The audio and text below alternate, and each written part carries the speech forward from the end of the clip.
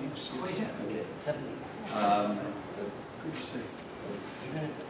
Well, then we're, I think, ready to rock. Okay. I don't think we really know what together here. And that was in 2018. All right.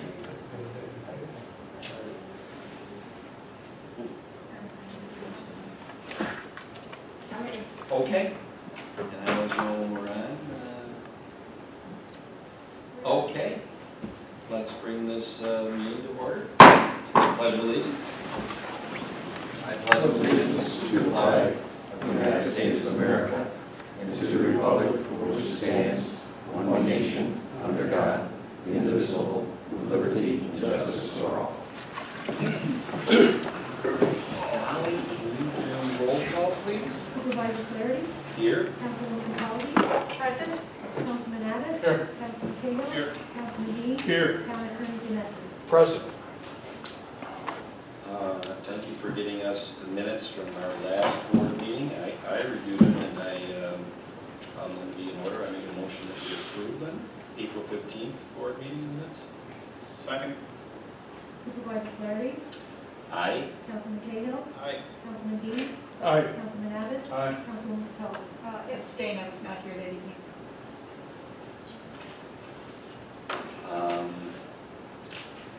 Okay, we are going to follow the sequence of the agenda. I had said earlier before the meeting to the people in the room that if we had 20 people here for the public hearing and only 2 that were here to talk about something other than, actually I'm going to change now that there's more people filing in. We'll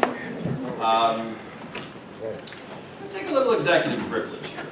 We're not going to open the public hearing just yet. I think from our sign-ins, we have 2 gentlemen that are here that want to exercise their right to open to the floor, the 5 minutes or less at the podium. George Winter. George, would you like to get up and...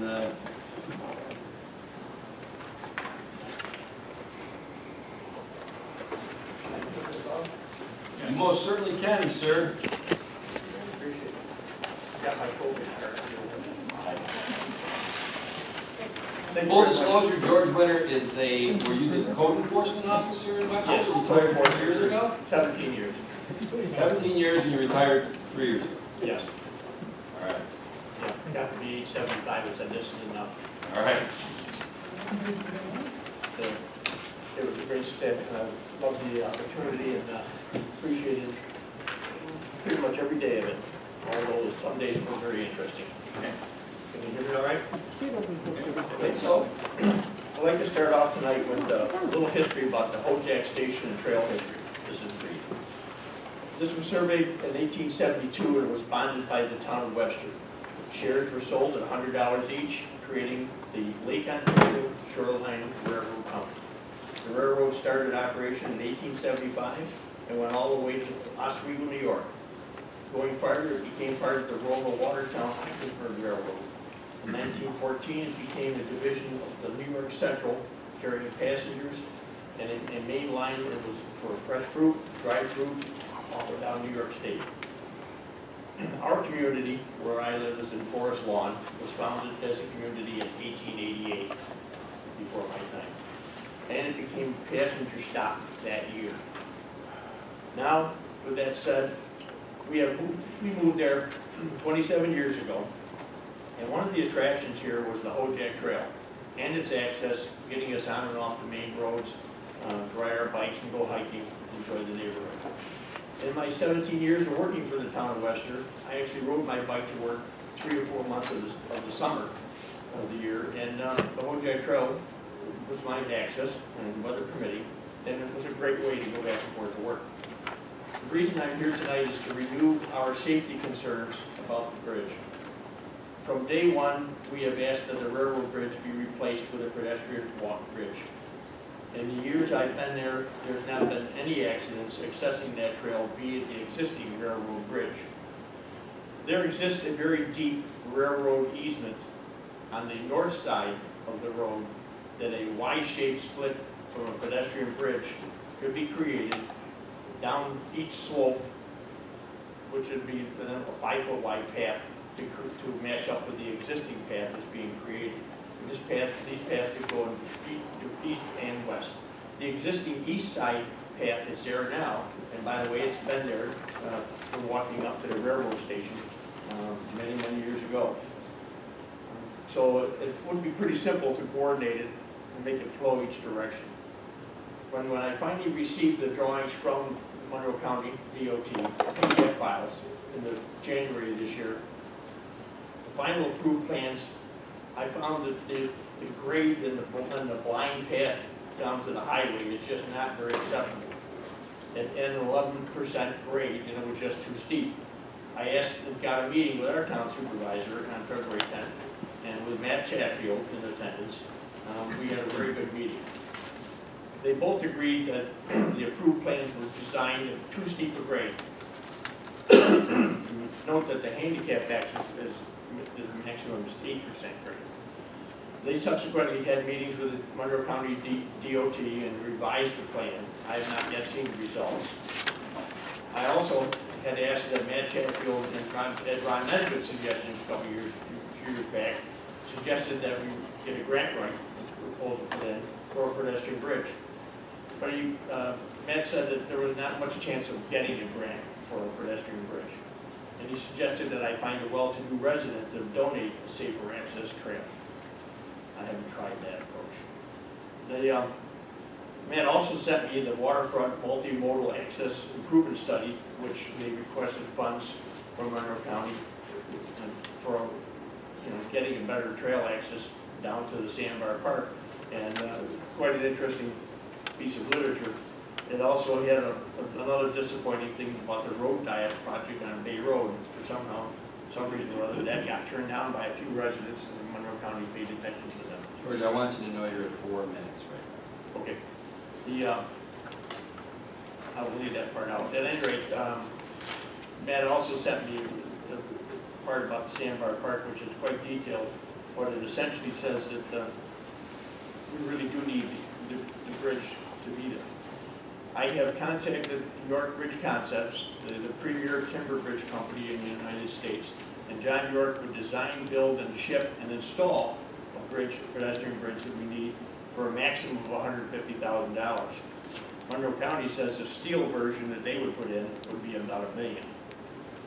I would like to request a town workshop meeting with your organization to discuss the safety response and to replacing it with a pedestrian bridge. In closing, a trail starting or ending access on a blind curve could be disastrous for us in the future. Any questions? Well, I don't know. Is there any questions? No, thank you for your thorough report. All right. thank you, George. I look forward to hearing from you. Thank you. Thank you. All right, Ahmed. Sir. You are up. Thank you. I won't take more than 15 or 20 minutes. I mean 5, sorry. So good evening, thank you. Well, you're talking outside to somebody. Thank you for your time and for a quick few minutes. I only wanted to stop by tonight and let the town board know that the week of May 16th, so starting 2 Sundays from now, is EMS week. And the region, the state, the country, we do not do, in my humble opinion, a good job of recognizing EMS for all we do. This town, I would say, is quite different, right? The town of Webster has been behind EMS for the last 20 years that I've been here, and just wanted to let you know that it's coming up. If there's something the town board could do to recognize the EMS agencies in the town that serve you, there are several. There's the West Webster Fire Department Ambulance, there's Webster EMS, there's Northeast Quadrant Advanced Life Support, and on occasion even Penfield comes up. So there's really 4 entities that support the town of Webster in some variety of ways. And it would be neat if at a town meeting or something we could at least recognize them and all they do. There's probably 100 EMTs and paramedics through those 4 agencies that keep our town healthy and safe. So that's part A. Part B is during that period, on the 20th of May, so I think it's Thursday, is in conjunction with the American College of Trauma Surgeons and the Kessler Trauma Center at Strong, we are doing Stop the Bleed Day. So Stop the Bleed Day is a fairly new initiative that has gone on for the last few years to address gross hemorrhage in the public domain. So Like we spent years teaching people CPR and it's making a difference, and then AED use and that's making a difference. Now we're working on Stop the Bleed. In the town of Webster, we're very fortunate. As I tell you every time I come here, we have a great first response integrated network with the fire, police, and EMS. And our police officers who have learned the proper use of tourniquets have saved lives with them. We're now trying to take this to the next step and get the citizens, all of our friends and neighbors, the lay community, to be the first link in the chain of survival. So there's an online component, you go to stopthebleed.org, and then from 4 to 6 on Thursday the 20th at NEQ's headquarters on 780 Ridge Road, we will be doing the hands-on component. So all of you guys can come learn how to apply a tourniquet in case of accident or injury. So that is on the 20th of May. And the last thing I just wanted to report out, because I haven't done a regular report on EMS updates, but a new initiative that we started yesterday actually, is in conjunction with the Department of Health, Northeast Quadrant Advanced Life Support, Monroe Ambulance, CHS out of Henrietta, and Pittsford Ambulance. Only 4 out of 19 agencies in the county started doing vaccinations for homebounds yesterday. I was on the first team that went with Monroe Ambulance. We went together so we could learn, and we did 4 in the city. The highest number of homebound residents, according to the, oh my God, I just forgot the name of the group. It's not the Office of the Aging, whatever it is. The most homebound residents on their list at the moment is in Webster. We had no idea. And so we are going to be dedicating 1 paramedic on Thursday, starting next Thursday, I hope, to go and do homebound vaccinations. We're giving the J&J vaccine, so it's a 1-shot, 1 and done, and each vaccination takes us an hour. So we've got to leave at 8 in the morning, go all the way to Paul Road to get the vaccine, and from the time we puncture the vial the first time to the last dose, we have 6 hours. So we can only do about 5 people in a day, and then we have to go take all our paperwork back. But I thought it was something you should know because A, we're only 1 of 4 doing it, and B, to help us spread the word that if there are people that have not registered that would like to have the vaccine, they can call 211, very simply, call 211, register themselves, they'll get us on the list, and we'll get to them as soon as we can. But I thought you should know that your EMTs and paramedics are doing something that few others are. So that's it. Any questions? No, thank you very much. Thank you. No? All right. I'll let you get on with your evening. Thank you for your time. This All right. is really very informative, and thank you. Yeah, we'll see you in a couple weeks. Thank you. Good night. Yeah. Sorry. What's your total number in Webster that you have to attend to? I'm sorry, Mr. Dean? What's your total number of homebound that you have to attend to? So it's interesting. The number is actually changing. So 4 weeks ago, when we started doing all the legwork, it was about 50. And there was 400 and some in the Monroe County area. When we started Wednesday, we were down to 270 people. So we don't know if people have gone elsewhere to get them, or what we found yesterday, actually one of our 5 rejected us at the door. They didn't want the J&J vaccine. So there might be people that are opting out now. What we believe, there will be a PSA, actually, where's Karen? I sent a PSA to Karen, hopefully we can get it on the town website, that hopefully will get people to become aware. Yesterday was a soft launch just to debug it, but in the next couple of weeks there'll be a lot more PR, and I suspect Mr. Dean will get back to the 50 or 75. Okay, Right? thank you. So, and it's age independent. So one of the people who went to yesterday was 24. This isn't for elderly. This is for people who, for whatever reason, cannot get to a clinic. We will come, and the other cool part, sorry, Tom. The other cool part is, Answer the question. yeah, the other cool part is, if you are the patient that can't go, but you have 4 family members, we will vaccinate all of you. So if you want, we will, at one stop, hit everybody all at once, because we would like to get the whole house immunized at the same time. So it's really a very neat opportunity. So if you're a caregiver and you can't find the time to go and this and that, the caregivers, family members, as well as the patient can all get vaccinated per this program. So, all right. Thanks, Alan. Thank you. All right, good night, everybody. Yep.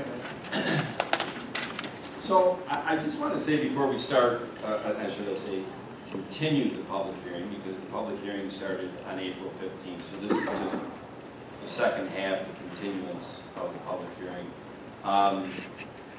Since we have a lot of people in the boardroom tonight, which is great, we just, COVID procedures, we just opened back up to public attendance, I think, at the April 1st meeting. And I think it's fantastic to have some life in the room. If this is the first time you've been to a board meeting for the town, the open to the floor, each speaker, it's a long tradition that they know that they have 5 minutes.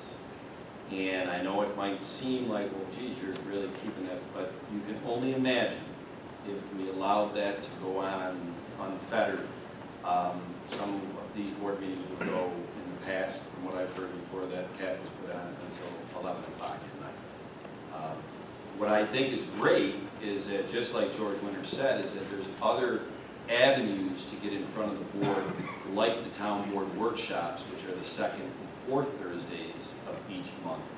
Very much less formal than the first and third Thursdays, and you're given much more time to present to the board and answer questions. So, you know, I'm erring on the side of caution. I don't want anybody walking out of here thinking, wow, that's a pretty stringent, 5 minutes and get out.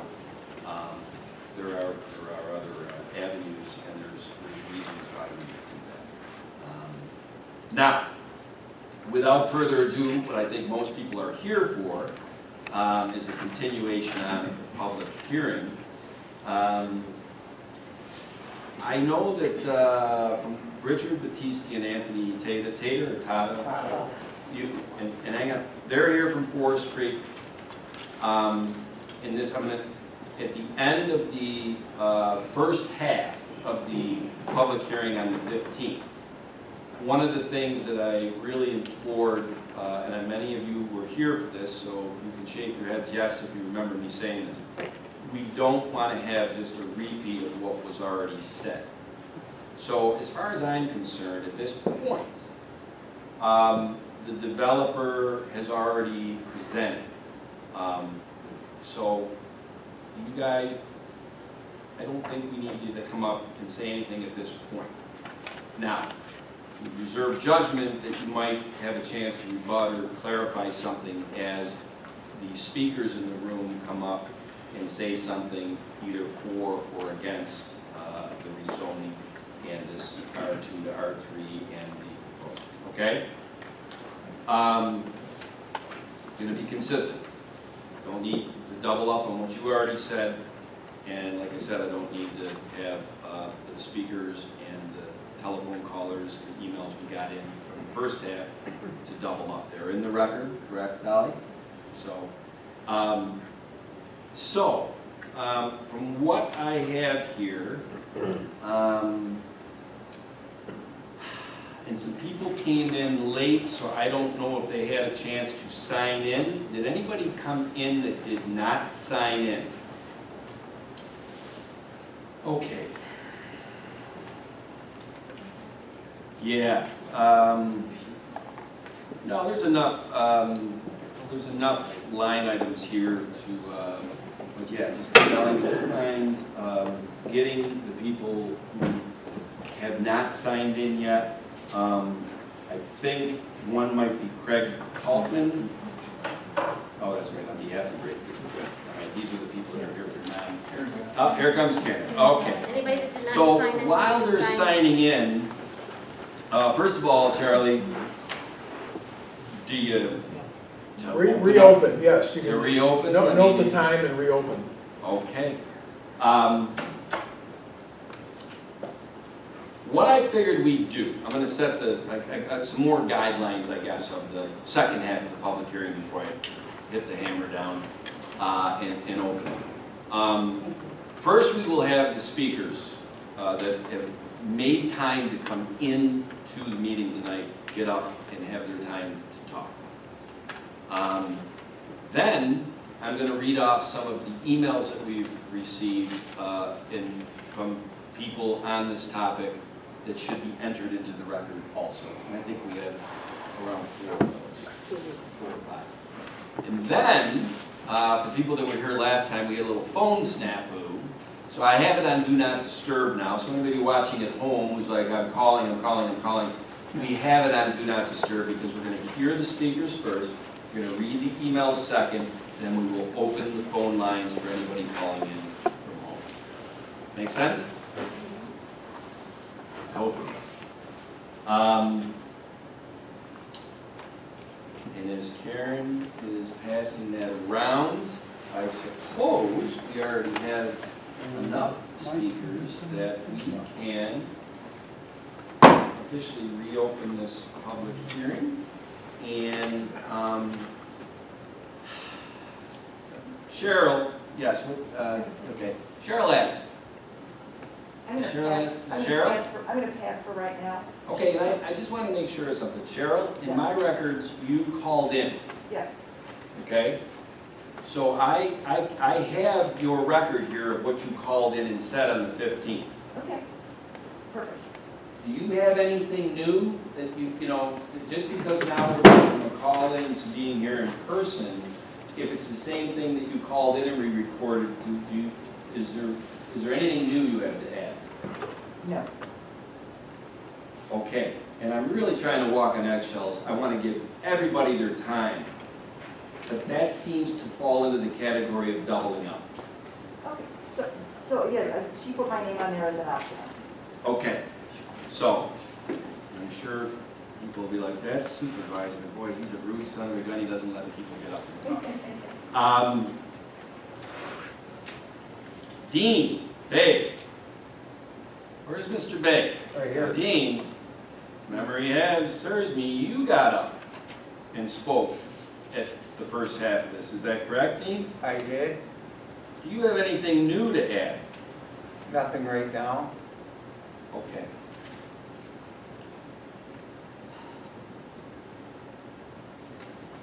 I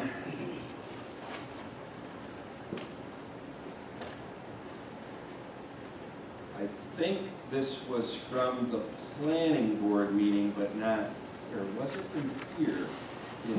Ann and Ray Porter were here, because now Ray Porter is here. Where's Ray? Yeah, I've got nothing to say yet. Okay.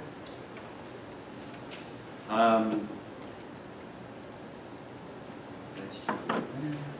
That, until we get the list that's going around, is the only names I have right now.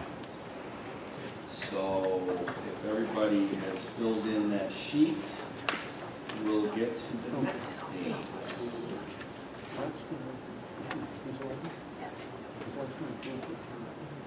Thank you, Karen. You're doing double duty tonight, right? Okay. Dean and Brenda, you were here last time. Anything new to add? You do. Let me ask you this. Does it have to do with a letter I got today from a certain, okay. Would you rather me just reference it, or do you want to give up and give your, I beg your pardon? I have copies for everyone. That's fine, and I do want to tell you this. Well, you know what? Who do you have copies for? I already gave them to the. Give them to anybody you want, okay? And why Dean and Brenda are handing those out, I just want to let everybody know that I wouldn't say that this is so much a comment into the public hearing, but at 4:50 p.m. today, I got an email from a Tara Fusco, a paralegal at McConville, Considine, Kuhn, and Marin. You ever heard of that firm, Charlie? Yes. Okay. It's a letter in opposition to this rezoning. And I'm gonna, once again, this came in, dated today at 10 minutes to 5. It is about 3 pages long. I would imagine that Brenda is handing it out. And no, it's actually about 4 pages long. Now, here's the thing. Dean and Brenda, at the last meeting, you referenced, and it was probably the most critical piece of information of what happened back in 2018 or didn't happen in reference Article 225 or whatever. Fantastic. And that was a very good pickup, no question about it. I can honestly say, and I'll defer to Town Attorney Charlie Genesi, we're not here to practice law tonight. We're not here, this is not, a deposition, this is not discovery. If you've gone, you alone, or you've gone to a group of people and you've got an attorney who in the letter says they don't have enough facts to really make a comment, they're just going on record. Okay? And that's fantastic. That's your right as a citizen, okay? But I want to make something very clear here tonight as we go through this public hearing, and since we are in a second half of the public hearing, very possibly to a vote on a resolution of whether the town board is voting to approve the change from R2 to R3 or not. That 5-page letter from a law firm is, to me, has nothing to do with this process tonight. If that letter ends up being a lawsuit and moving forward, well, then it will be handled in its appropriate manner. Do you agree with that, Town Attorney? That sounds, yes. Okay. And I really, Dean and Brent, I hope you understand where I'm coming from on that. Yeah, I do. No, I do. I think that the point is, given in the end of the letter, basically saying that if this was actually approved and went to R3, it's sort of a pointless matter because we're going back to what happened to 2018. Yes, and indeed, it's would it not be interesting, and pointless? like we said Would a it couple of not weeks be ago, pointless? you got my attention Yeah. on that. And we did some research on that, looked at the code, and as often happens, people will go and take a certain words from the code, and then they say, well, see, that in and of itself proves the point. Well, there's some other words in that code that basically give an interpretation, Attorney Genesi, that if the owner didn't do something 3 years ago, but the town did all of their things, that essentially the town is not beholden to what the owner didn't do. Now, whether that holds up in court, I don't know, okay? There has also been some things that we researched that, and once again, I feel like 2018 is a ghost, fighting a ghost in a lot of ways. This ultimately would be, I think, in Article 78. Correct. And in Article 78 has a certain number of days from the action happening to file. 4 months. Right. This happened back in August of 2018. Now, like I said, I don't want to sit here, I've been, at my business, was involved in enough lawsuits, mostly as a plaintiff, by the way, just so you know, that I'm not going to speculate how a judge, if you decide to pursue this, which might be a moot point because we might go vote and say no, we should still pursue it. Because whether we change it from R2 to R3 or leave it as R2 tonight, your contention is it should be large lot from 2018, right? So it really doesn't matter what this board does tonight. If we leave it at R2, or we vote to move it from R2 to R3, what this 5-page letter says is all pointing to the fact that your contention in what's in the letter is that the 2018 process was imperfect, for lack of better terms. And I'm not going to sit here tonight as a judge, jury, or whatever, and discern that. Right. That would be for a court hearing if it ever gets to that. And please, by all means. Yeah, because I'm tired of this. I don't blame you. You're saying that the town did what they were supposed to do, correct? But every neighbor who is then sitting and talking to this lawyer, unfortunately, we got the FOIL, whatever it was, from Webster. Everything happened too soon for them to go through and actually, take it to the different level, like you said. So we're here now, but wouldn't the town have put the signs up in the field saying that there was a notice? Property under review. Yeah, or was that for No. the owner to do that? No. Who puts those signs up? They're Why up are you now. up now? Well, no good deed goes unpunished. We put those signs up because we thought that, we want to be transparent. We want to err on the side But of not caution. in 2018 though? Not in 2018? I can't speak for I 2018, know they but, were not there. I really There was no can't. rule, no. There was no requirement at that time. Right. We didn't do signs then. So, but the letter was not a requirement either, because none of us got a letter. I am there's no on one affidavit. side, Dean Bay is on the other side. And I want to make this, once again, and Dean, I'm not, if you didn't get a letter from the owner back in 2018, all right? I don't make any assertion of whether that's true or not, okay? Now, I know that you have this time, okay? The town had 5 meetings back between May of 2018 and August of 2018. And once again, this is why there are attorneys and this is why there are lawsuits, okay? Because if you decide, and it's well within your rights to pursue this, and remember, am I correct? Brenda, you were shaking your head like this, okay? Tonight when we walk away, all right, we are either going to vote to keep it as R2 and not change the zoning from R2 to R3. You happy with that? No. You want it back to large lot. Is that correct? Right. Okay. You know what we can't do here tonight? Change it back to large. We're not going to change it back to large lot. So the other option tonight is this town board, after hearing everything, decides to change it from R2 to R3. For all the things that we've already talked about from a standpoint of that R3 rendition is better and has a chance to go to planning board and be better for the neighbors than an R2 rendition, 28,000 square foot lots. At the end of the day, you've made it very clear, I think I understand, you want the hands of time turned back, either by the board or by the legal process, that it's large lot. I totally get it, okay? That's not going to happen at this board meeting tonight. I can honestly say I don't think that's going to happen in any resolution where we go and say, you know what, guys? We should vote on a resolution to change the zoning from R2 back to large lot. I don't think that's going to happen. That may not happen here. That's not my point. It My could point- happen through a court proceeding.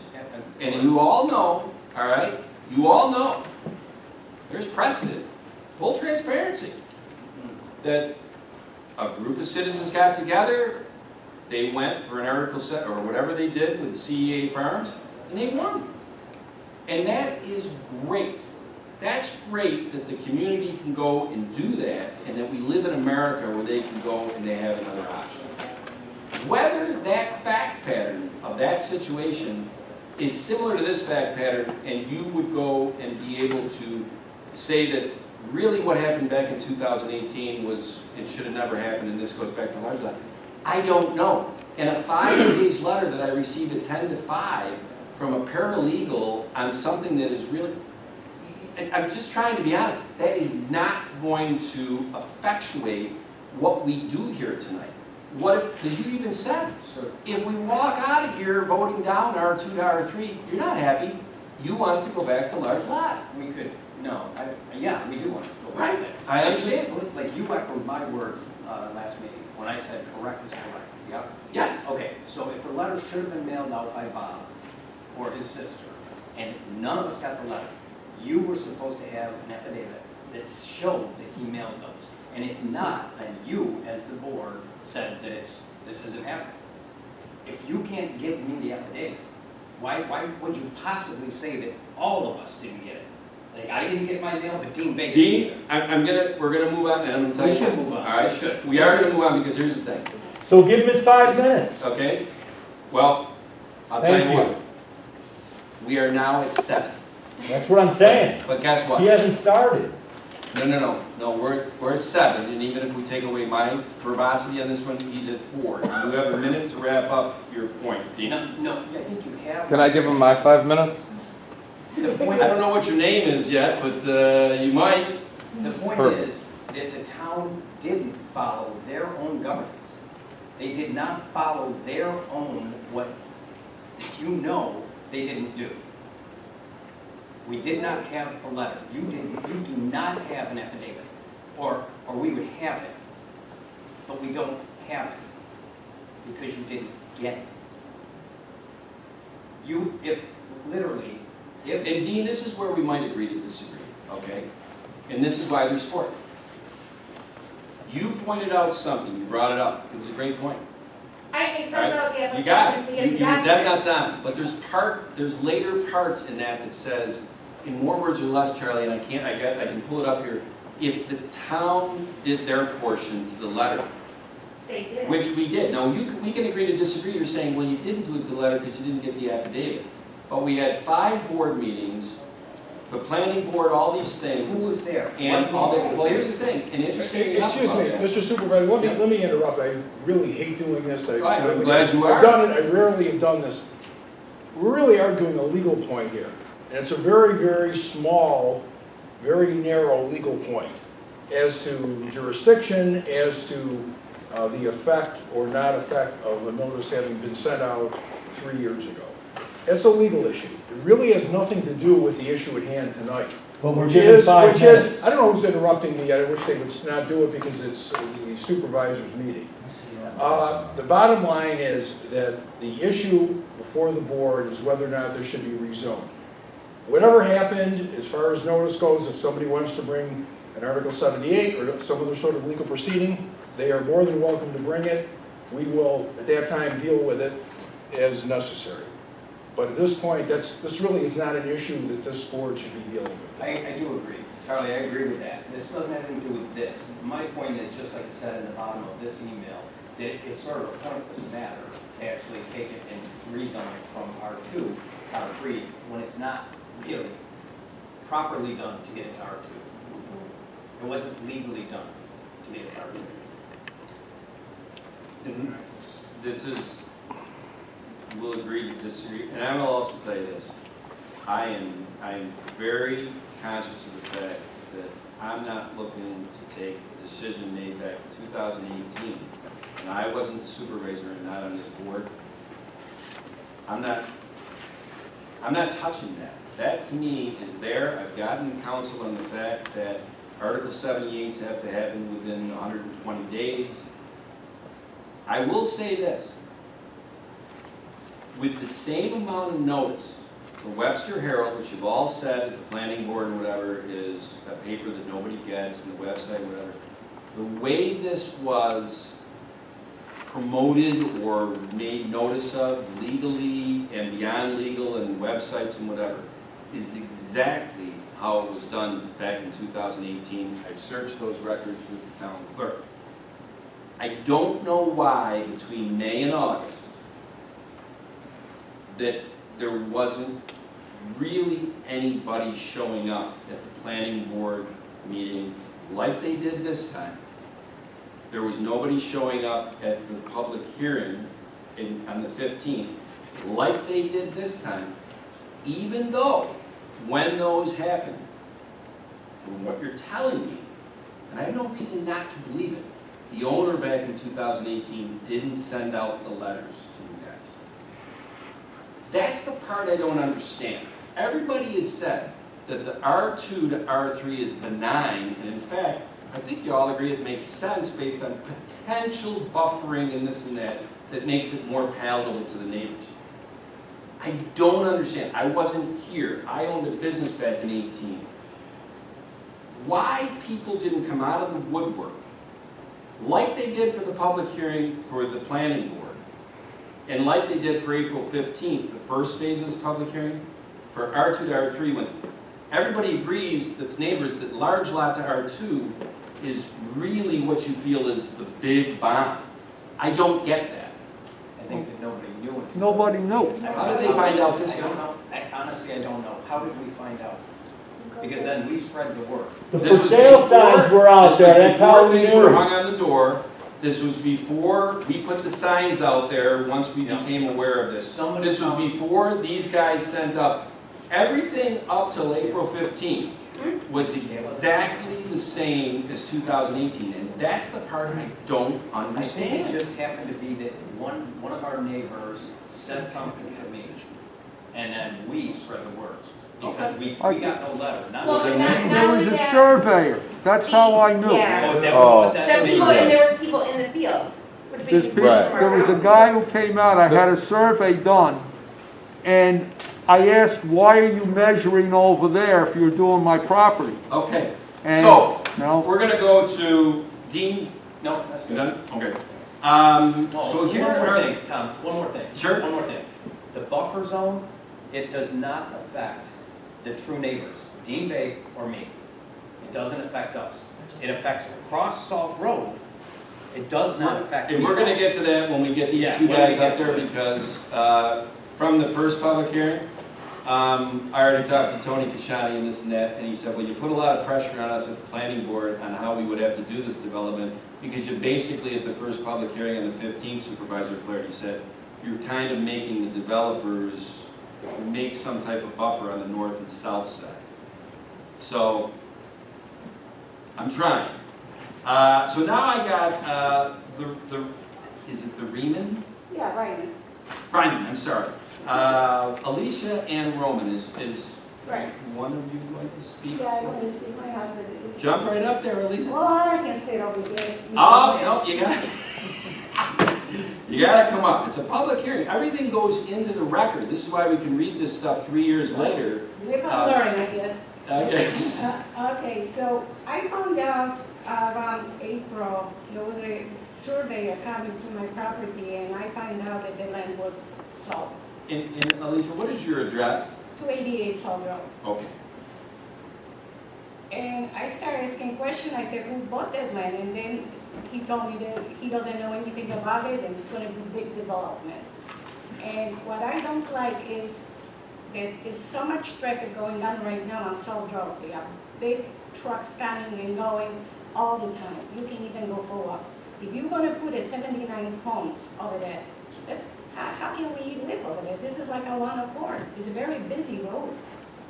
I can't even take my dog for work because the trucks are moving so quick. It's very, concerning to me.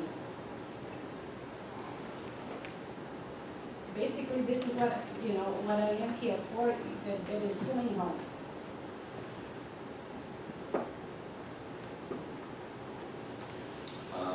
Anybody have any questions? And then how you gonna, let's say they're gonna put 79 homes over there. You're gonna have to build bigger schools. Who's gonna pay for that? The tax bill gonna be high. My husband doesn't work anymore because he's disabled. He had a stroke. I can't afford any more taxes to pay for. And I'm sure the tax is gonna go up.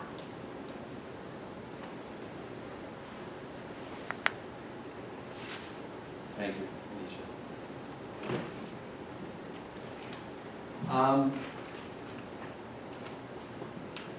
Back on April 15th, Mr. Stenny called in, and we had quite the phone conversation. Yeah. Mr. Stenny, we have all the things in the record of what you said. Yeah, I just have one thing to bring up. I don't want to repeat what was said there. You heard me. Jump in there, Ed. Yeah, I'm feeling much better.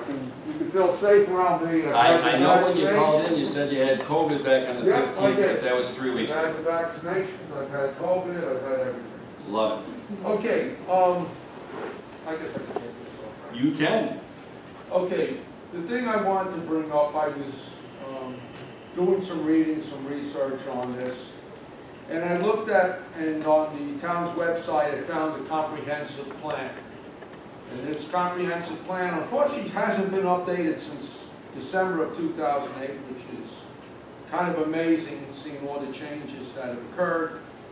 But I want to cite just a short piece here. This is on page 2, it's the bottom paragraph. Areas designated rural residential on the future land use map are located in the Hillwood area, and they talk about Pelling and Whiten, and then they talk about the town's eastern boundary. This designation is intended to preserve the large open tracts and independent homesteads that characterize the agricultural past of Webster. Where they remain, these scenes provide a glimpse of Webster's past and a reminder of what makes Webster unlike most sprawling suburbs. Minimum lot, and this is one last sentence, minimum lot sizes in the proposed residential, in the rural residential category are proposed to be maintained at 3 acres as currently required by the town's large lot zoning district. Okay, and my question is, why would in 2018 have the planning board or the town thought they could just override the plan that they had? I mean, there's no acknowledgement that this exists, but it does. This is a plan. That's why you make a plan. Okay, I did business planning for years working for Eastman Kodak. You make a plan, and the idea is to stick to the plan. This is the map to go forward. What we're doing now is we're taking a large section of that plan, and I have the maps here. People can look online. I'm not going to I'm not gonna rehash what's in maps. But this is a large section of land, we'll never get back again. And I will go back to one thing I did say at the planning board, is we are making Webster look like Greece and look like Henrietta. And I think the intent of this document was to prevent that from happening. So yes, am I going back to I believe 2018 was invalid? No, because it violates this plan. Even more so than whether you mailed letters out or not. So I'm not gonna stand up here and rehash. Even in this plan, it shows that land is farmland. So somehow now, we went from a farm, we went to large lots, we went to R2, and it looks like we're on the way to R3. And then we should take this plan off the website, because the plan is not valid, and we're not following it. Thank you. And it's an excellent point, and I will tell you this, since 2008, there haven't been a lot of situations from what I've researched, but there have been situations where parcels have been rezoned off of what was on that plan. And that really shouldn't be that surprising, because it's been 13 years. And things, change. In fact, I don't want to get into it too much, but the town board knows that we've started the foundational work of updating that plan. But we won't get into that tonight. All right, I'm just saying. The thing is that things change. I can't, Yeah. and I can't stress this enough. And I, you know what? It may not make me popular, but it's the truth, and it's a fact. I can't speak for the rationale of why in 2011 they changed some zoning back over on 5 Mile Line Road to LC2. I can't speak in 2018 why they changed the corner of Schlegel and,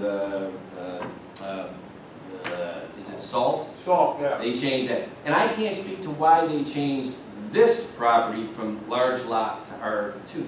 I don't know, because I wasn't in the room. Oh, no. But it happened, Yeah. and there is a legal process that it can happen. Is that correct, Attorney Janessa? Yes. Okay. Well, would the plan have been, I mean, I don't know. There is a legal process to do it. Amended? The problem with the comprehensive plan is, you live by the sword, you die by the sword. If you want to take that as a Bible, there are several initiatives in that plan that never got done. So I'm just as frustrated as you on that, Edward, and I want to make sure when we go to update the plan, that we find out why did certain things not get done, and make sure that when we update it, that we don't repeat history, and make sure that the initiatives we put on the next plan have the chance to get done. Now, with that being said, like I said, it might not make me popular, but it's true.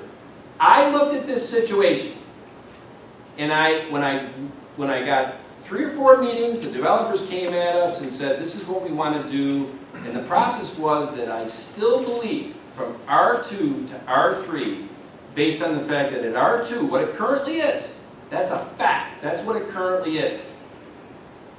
The most houses you could put in an R2 configuration with 28,000 square foot lots is 79.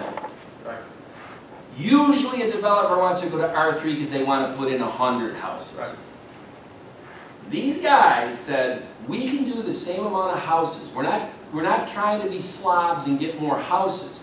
We can create buffers so it's not offensive to the neighbors. Now, I hear what you're saying, Dean Bay and to the north and south. But like I just said earlier, if this goes through, the developers already know that when it gets to the planning board, that there's pressure on them to put together a plan, not only, but that has buffers on the north and south so that it isn't offensive to the neighbors. I stand by this. The R2 to R3, based on the plan that's shown to me, is a common sense move to not be offensive. And I think everybody else does here. Yeah. The fight is that I've tried to say I'm not going to get into, and Attorney Janessa, you have said you can't get into, is to say that 2018 was wrong, should never have been done, and got expunged. That's not going to happen. Fine. I'm just saying that once this is done, and we're all concerned today, and everyone's talking about, you know, green jobs, we're talking about the environment and everything else. And once you chew up this land, it's done. I don't care if you put R2, I don't care if you put R3, okay? We are destroying our heritage here. And that's what I brought before the planning board, and again, at that time, I was unaware of this document. You're right, this is not cement to be forever. But obviously, what they're talking about in here is preserving part of it, and it's not on a huge park. It's not like we have large lot all over. When I looked at the maps here, this was one of the only areas left. Ed? I'm Couldn't not. agree. You know what? Yeah, I got you. we'll part as friends. Thank you. Well, no, we are. I hope. I think I have 3 left here on the list. Mike McGee? I'm here. And Should I bring up the driver's thing? Yes. All right. You did? I don't think I would have remembered Mike McGee, a fellow Irishman. I don't think there's a... You forgot me already? No, I... Sure, last night. Dolly said, I think you might have... Oh! Yep, you did call in. 37, 3 kids, He was here in person. public hearing speakers. So the only thing new I have to say is that I grew up with the farmers that worked the land, and they were not aware of it even being R2. They thought it was a large lot, and it was turning to R2. Gotcha. Okay, so. Thanks, Mike.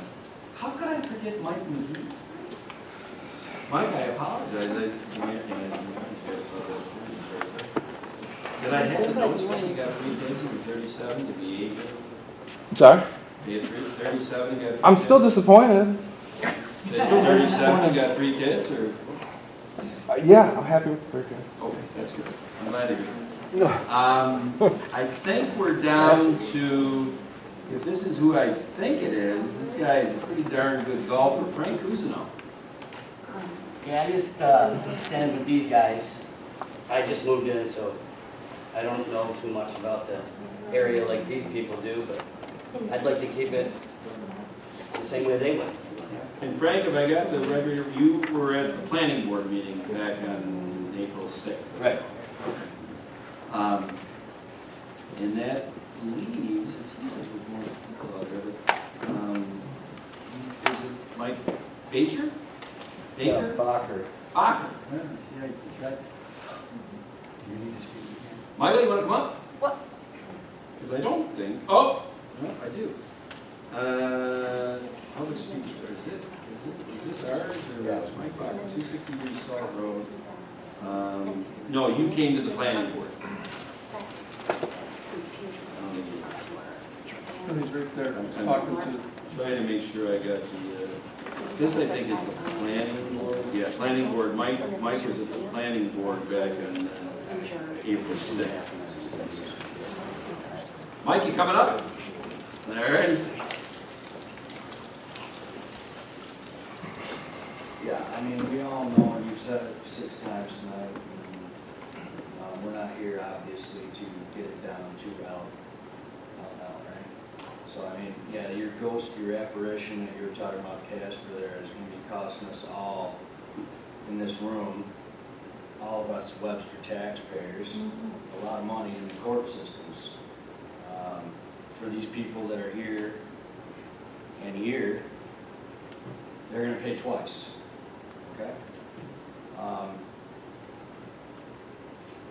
The gentleman that said something, blattered on about something and not being in the bylaws at that time is full of horse manure because it hasn't been updated since 2008.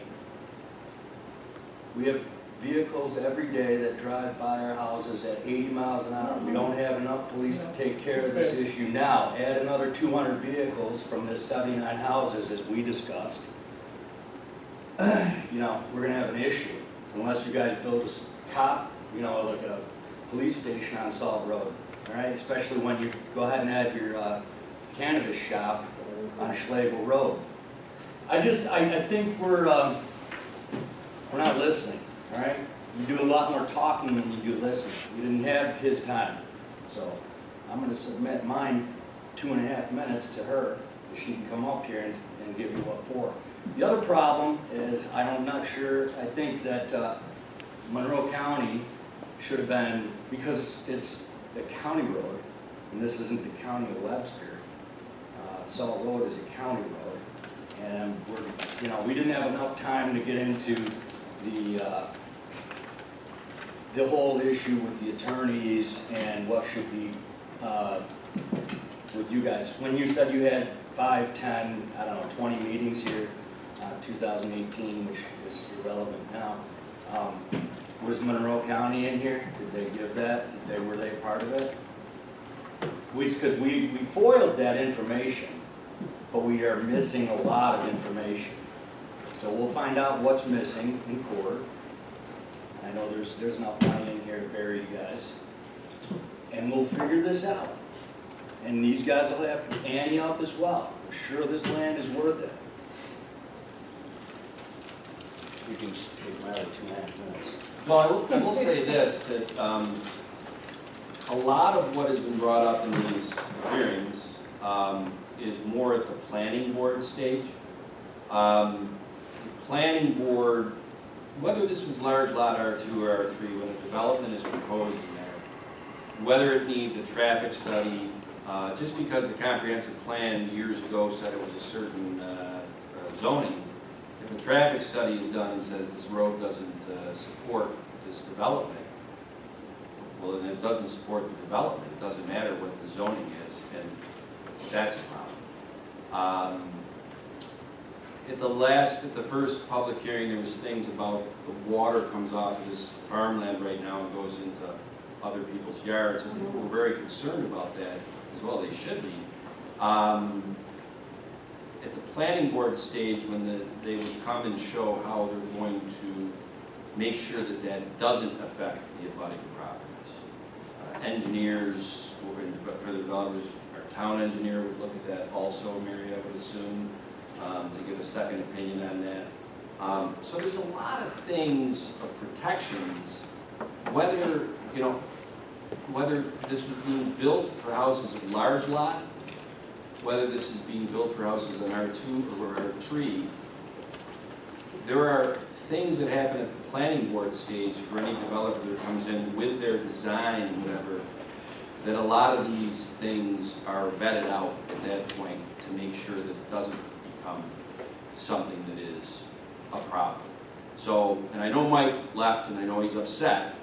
No, the county wouldn't be doing a traffic study of something where there is no proposed development at the planning board. Is that correct? And if we're done with the public speakers, I can get into the emails. And one of the emails. With that information, we are done. I think, you know what, Ed? I just want to ask one quick question. The information you just talked about now that will be done in the planning board, will that information be made public, those studies? Yes. Yeah. Okay, that Yes. was my only question. I want to get out of here. There was one of the emails, and then we'll open up to the phones. And let's see here. One of the emails, a gentleman, and I want it to go into the record.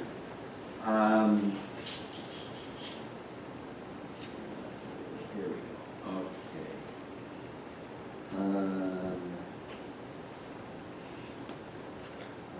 Okay.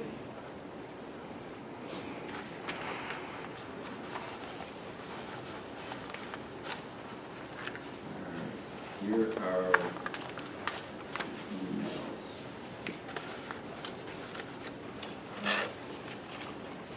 Okay.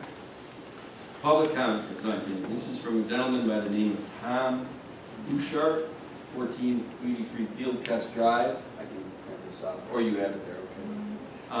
Yeah, it's easier to read that. And Tom says, let me start that I don't live near this property. I realize that this project will be built, but I feel the land was already rezoned from large lot to a more restrictive R2 zone. Now the proposal is to further reduce this to R3 It seems to me that seeing this land has already been reduced to R2 from a large lot, it shouldn't be further reduced. I do like to ride my bicycle around the town, and Salt Road is a road I ride on both with all the developments, Volaterra and Westwood Estates, and now this new development will add a lot more traffic on Salt Road. With little shoulders on the road, this will become more dangerous to ride on. Looking at the two layouts of development, I like the layout of R2 better. I don't know what are the setbacks on the R2 to R3 different from future homeowners that want to put in a shed, fence, swimming pool, or other things. With a larger lot, it seems that it would be better for these types of things that the homeowner may want to have on the property. I have a question about the town's comprehensive plan. Does this plan indicate where large lot R1, R2, R3 zoning is in the town along with other zoning? If so, could someday come where other large lot zones be changed to a more restricted zoning, then reducing the large lot areas of the town? If so, what good is a comprehensive plan? Thanks for listening. All right, and that's from Mr. Bouchard.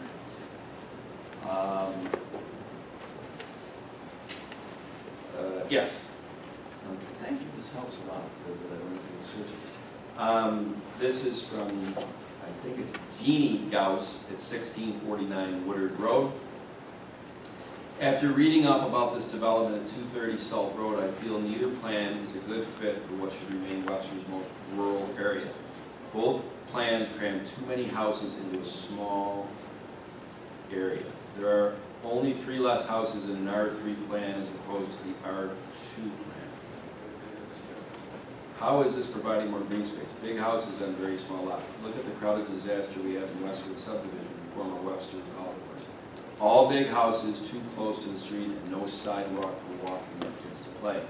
It's a sad looking overcrowded subdivision, and 230 Salt Road is destined to look just like it. Salt Road is no longer the open country that so many people want. It's turning into one ugly subdivision after another. It's no better than living in the village, and they at least have sidewalks where you can walk safely. Webster has become a greedy town that lets in greedy developers. Please slow things down and think more long range. Webster is no longer where life is worth living. And that's key. Do you have Joseph back here? Okay, that's that one.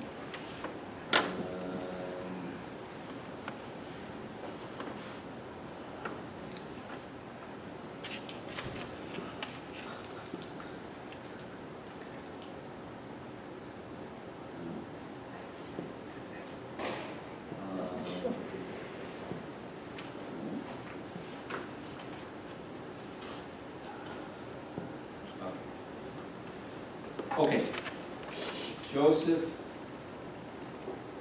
Packer Pacher, 227 Basket Road, says, I would like a copy of the engineer report on drainage and environmental impacts for the proposed project. I own the property just to the east of this area, and the property I own has drainage from a wetland area that drains into the land being rezoned. I just received notification of this plan and need time to review the reports requested and/or have independent assessments performed. I also need time to engage legal support.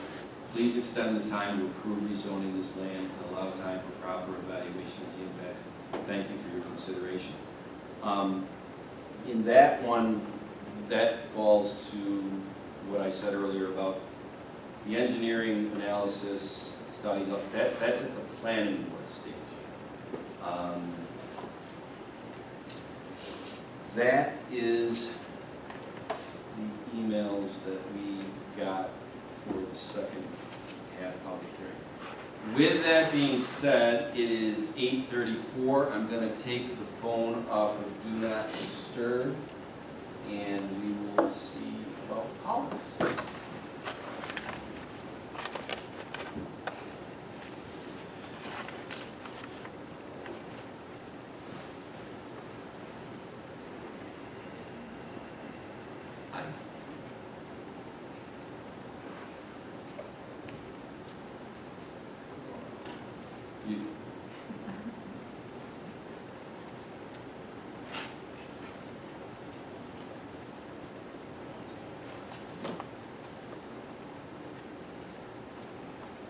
I would imagine that it means that for 15th and today, that everything that you have said has articulated feelings of anybody that would have called in.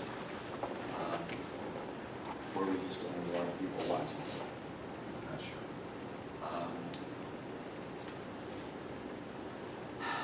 As far as, before we close out the public hearing, Richard and Anthony, I don't know if there's anything you want to say from a standpoint that hasn't been said tonight. By all means. But I don't, it might be unfair because I don't know if you were here on the 15th. In fact, I know you weren't. I was, But Walt Walt spoke, yeah, yes. so. So I'm Richard Battisti, I'm I'm president of Favor Builders, and I'm associated with Forestry Equity. And with me is Anthony Tata. Just like to say that we did get the receipt of the letter that you referred to from the attorney, the 11th hour. And we reviewed it briefly with our counsel, and he does not concur with what was said in there. We think the town board's acted properly. And we just want to also say, I'd like to also say that, we're looking to be good neighbors. I know that one of the residents brought up concern about taxes. We're going to be putting in 79 lots, 79 homes of high quality, and they're going to be contributing to the tax base, and they're going to be, if anything, they should help the tax structure in the town.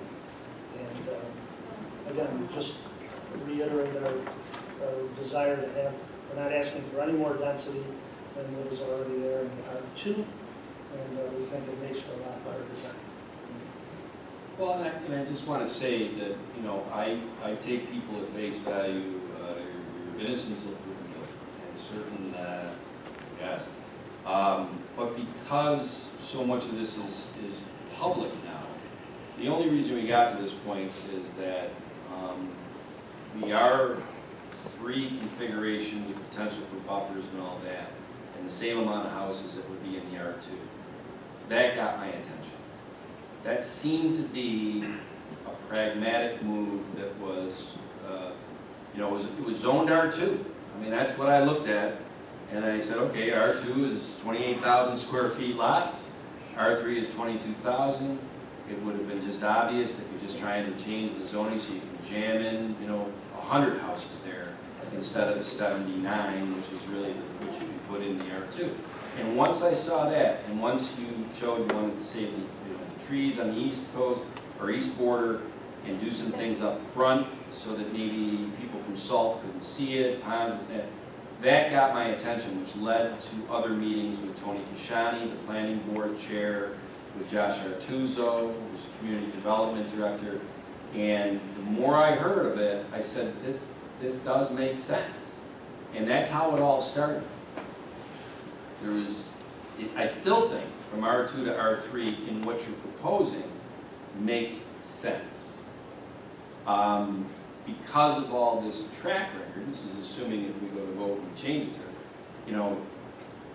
if there comes a day where you get in front of the planning board, there's a lot of pressure on you to keep your word, and the planning board knows about all this stuff, so. We want it to be a desirable, good-looking neighborhood. We like to be good neighbors. I hear everybody's concerns, and we definitely try to address everything. And correct me if I'm wrong, the engineering, the water flowing off of it, the retention ponds, traffic studies, all that all comes as part of this, and any one of those things can kill a project. Yeah, it could cause us to modify it, whatever. We would take it as it came, obviously, yes, if traffic study is required, that could change the project for sure. Because I can't deny the Salt Road that is sitting there in 2021 is very different from the Salt Road than when I moved here in 1997. So as the Westwood Estates and other things went in there, and I don't know where the critical mass point comes that when the traffic study is done, the county road says it can't handle it. I don't know. So, And just one last point from my perspective. This is the second time the planning board has recommended it to be rezoned. And they liked the idea of it going to R2 twice. that is true. I did look at the letter of the recommendation from the planning board in May or June 2018, and the letter was very specific that we would recommend that this be rezoned from a large lot to either R2 or R3. They overtly said in that letter 3 years ago. The town board at that time decided to change it to R2. Once again, I don't know what, but that's what happened back then, so.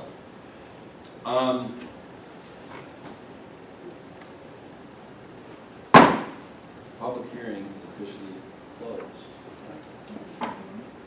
What's that? 8:41, okay.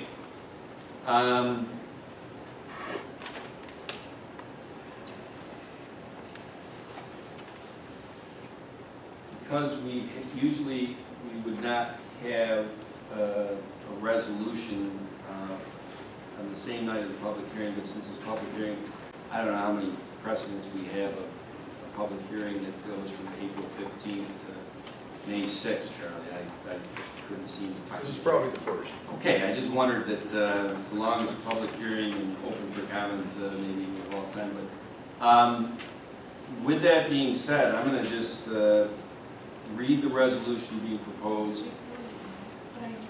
You most certainly can. Any board comment, questions before I do that?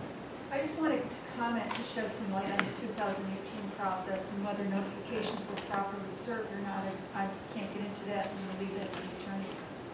But I distinctly remember in 2018, because many of us did sit on the board, that the owners of the property came to us and asked for a rezone because it had been for sale for quite a while. And again, I don't know how long, but it had been up for sale for a long time. There is a legal process for owners of land to come to the board and petition for a rezone due to hardship. And that's exactly what we heard when I saw this the first time, was that they were not able to sell it at large lot. I see some people in the audience shaking their heads. This is what transpired in 2018. And that's how it went to rezone at that time. I would ask that that be stricken from the record as no relevance. I'm just addressing All right, concerns thank that you. were. Well, I'm just addressing concerns. Thank you. because the landowner really wanted to sell it. The public hearing is closed right now, and I just want to make sure that everybody understands it. Point of order, there's no striking of from the record. Yeah, I From a just thought I'd comment of say a that, town that's board all. member. Okay. I'd like to say something. Please do, Barry.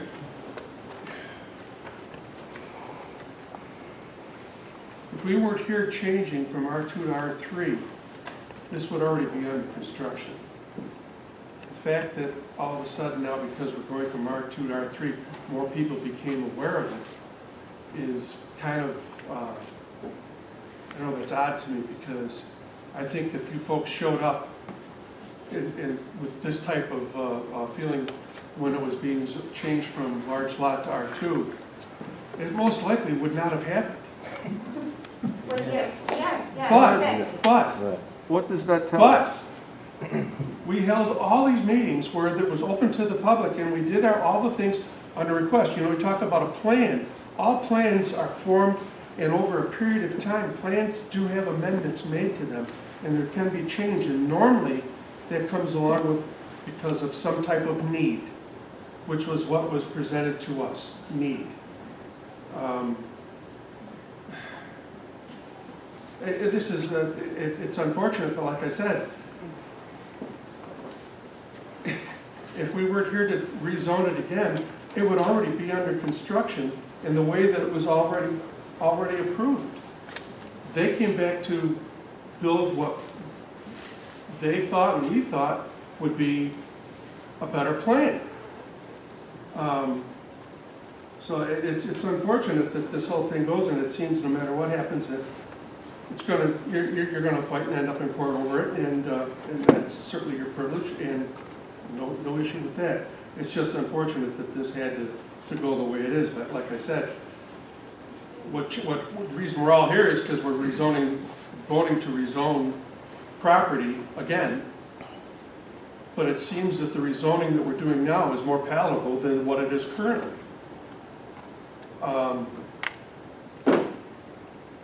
That's all I got. In 2018, the resident came in and said they can't sell the land. It's a hardship. The board heard their requests, and we voted to go to R2. I do believe that we decided at that time not to go to R3, to leave it at R2 as one reduction in zoning. I know the farmer that wanted to buy the land. The comprehensive plan was made in 2008. There were residents on that committee of 30 to 60 some people that all agreed on how that plan was resolved. But that's a plan. Plans change all the time. They can go one way, they can go another way, they're constantly changing.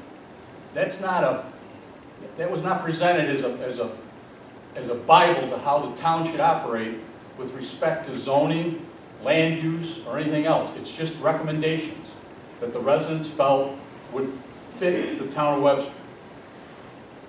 Now, I don't believe one single resident sitting here today volunteered to be on that comprehensive plan committee. I could be wrong, but I don't believe any one of you volunteered to be on that committee.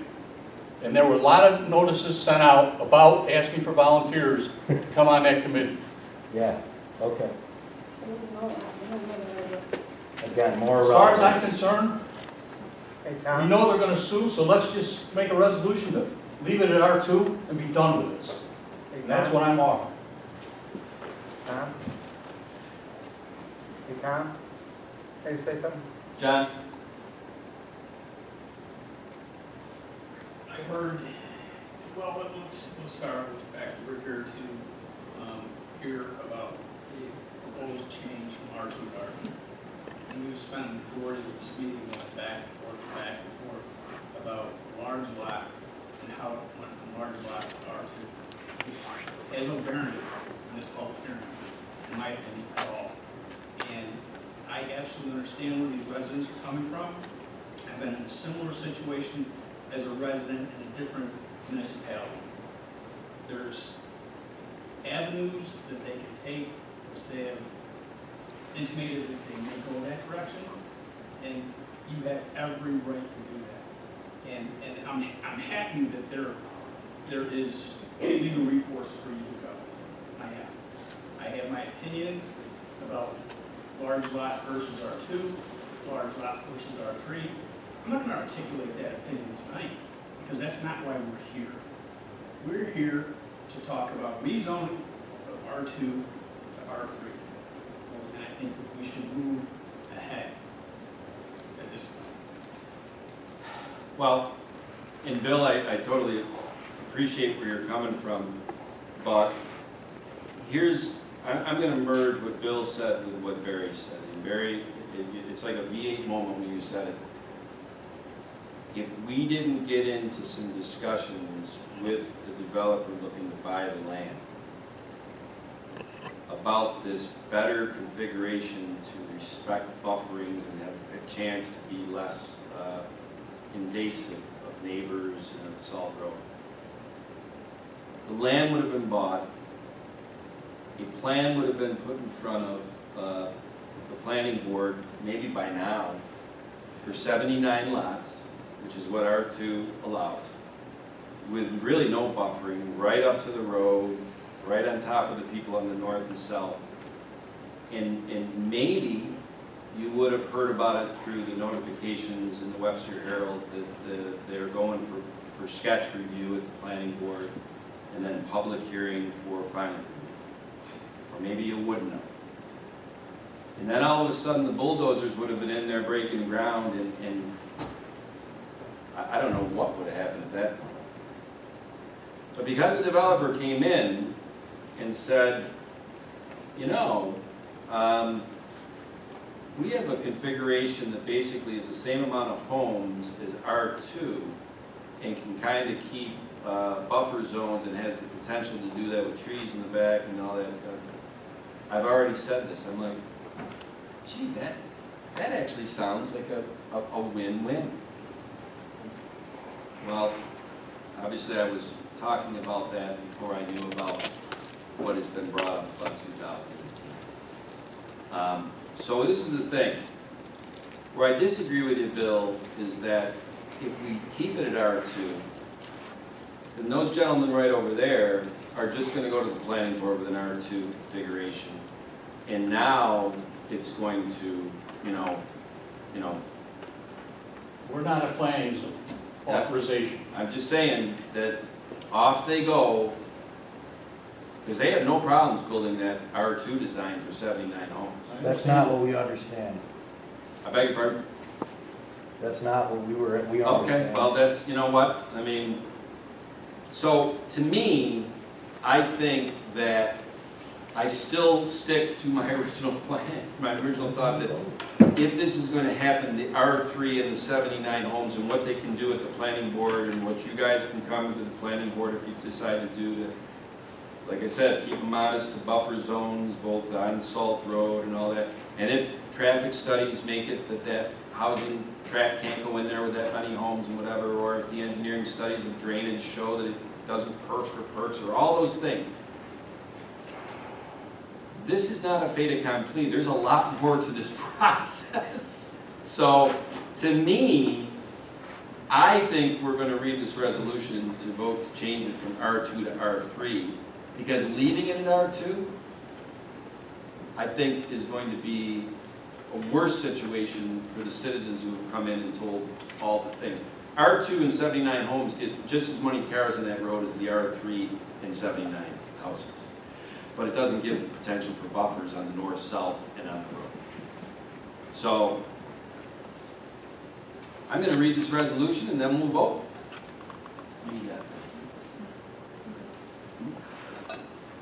It's a resolution of the Webster Town Board amending the town zoning map and zoning ordinance, chapter 225, code of the town of Webster to rezone 69.587 plus acres of land located on the east side of Salt Road from R2 residential to R3 residential. At a regular meeting of the town board of the town of Webster, Monroe County, New York, held at the town board meeting room, 1002 Ridge Road in the town of Webster on the 6th day of May. All 5 board members were present. This resolution is authored by the town supervisor. Whereas the town board has authority pursuant to section 264 and 265 of the New York State Town Law to adopt and amend zoning ordinance and include a map adopted in connection with such ordinance and amendment. And whereas pursuant to the code of the town of Webster, chapter 225, section 225-5, all zoning districts are bounded and shown on a map entitled Zoning Map of the town of Webster, effective July 2017, which map is made part of chapter 225. And whereas certain revisions or amendments to the zoning map of the town of Webster have been proposed, and whereas Nancy Schwenzer, 2510 Clearwater Street, Myrtle Beach, South Carolina, and William and Martha Smith, 1671 Lake Road, Webster, are the owners of the land on the eastern side of Salt Road in the town of Webster, comprising 69.587 acres, bearing tax map numbers 050.02.1-38.2 and 050.02-1-23.1. And whereas Forest Creek Equity Corp. as contract vendee has petitioned the town board of the town of Webster proposing a rezone the property from its current zoning designation R2 single-family residential to R3 single-family residential, and whereas the land to be rezoned to an R3 residential district are described as follows, the roll. Schedule A, lands to be rezoned from R2 to R3, including tax number 050.02-1-23.1 and 050.02-1-38.2. All that tract or parcel of land situated in the heart of the town, lots 21 and 23, section 11, township 14, range 4, Salt Road, and in the Phelps and Gorham Bridge, the town of Webster, County of Monroe, state of New York, being particularly described as follows. Beginning at a point being the intersection of the north-south corner of the land known as 282 Salt Road, now formerly owned by Francis Cousineau. Tax number is 050.02-1-37, and the easterly right-of-way of Salt Road, right-of-way width 66 feet, as shown on the survey map prepared by the Manor Associates, dated May 2nd, 2008. Thence, all ordinance, north, 1/19/25, west a distance of 778.74 feet to a point thence. North 0111.05, west a distance of 836.76 feet to a point being the southwest corner of land at 200 Salt Road, now or formerly owned by James Sandberg, tax number 050.02-1-23.2. Thence, north 88 degrees 48.55, east a distance of 155 feet to a point being the southeast corner of said parcel.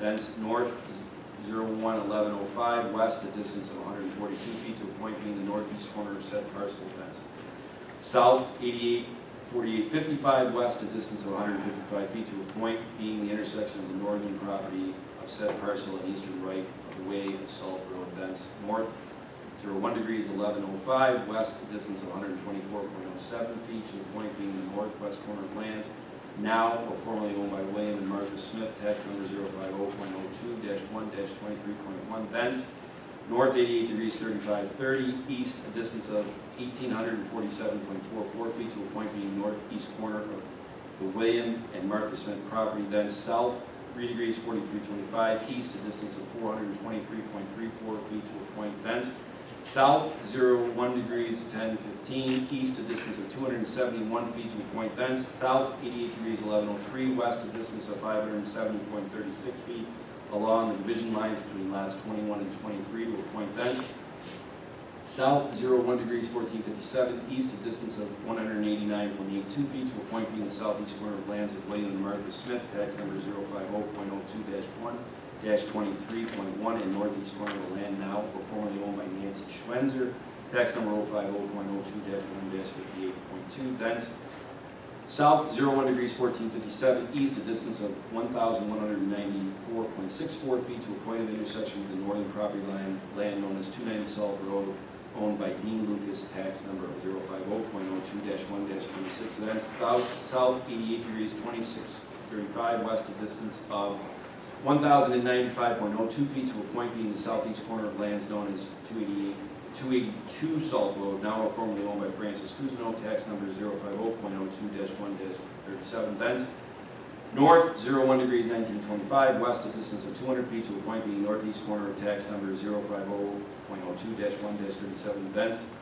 south 89 degrees 4035, west a distance of 200 feet to the point of beginning. Whereas the owners have submitted a petition requesting the town board rezone lands that are in an R2 single-family residential district to R3 single-family residential, and whereas the code of the town of Webster, section 225-5.1, subsection C3, permits the town board to refer any application for rezoning to the planning board, which the board shall then, pursuant to section 225-5.1D, shall recommend approval or disapproval prior to the public hearing on the rezoning petition. And whereas the code of the town of Webster, section 225-112, requires that every application for rezoning be referred to the planning board, which shall recommend approval or disapproval prior to the public hearing on the proposed rezoning. And whereas the planning board resolution dated April 6, 2021, and the letter dated April 14, 2021, recommended that the town board grant, modify the proposed rezoning. And whereas by resolution of April 1st, 2021, the town board established the date, time, and place for a public hearing to consider amendments to the town zoning map and zoning ordinance, chapter 225, code of the town of Webster. And whereas in accordance with the town board resolution of April 1st, 2021, scheduled this public hearing, and notice of this public hearing was published in the Webster Herald on April 7, 2021, and posted on the town clerk's bulletin board at 1000 Ridge Road, Webster, New York. And whereas a public hearing on the matter was held by the Webster Town Board at its regular meeting on the 15th day of April 2021 at 7:30 and was continued on May 6, 2021. And whereas all interested persons were heard, and whereas it is in the public interest to enact the proposed amendment to the town zoning map and zoning ordinance, and whereas the proposed rezoning is in compliance with and in furtherance of the town of Webster comprehensive plan, and the original zoning for these properties was R-A, which allowed single-family residents to be developed.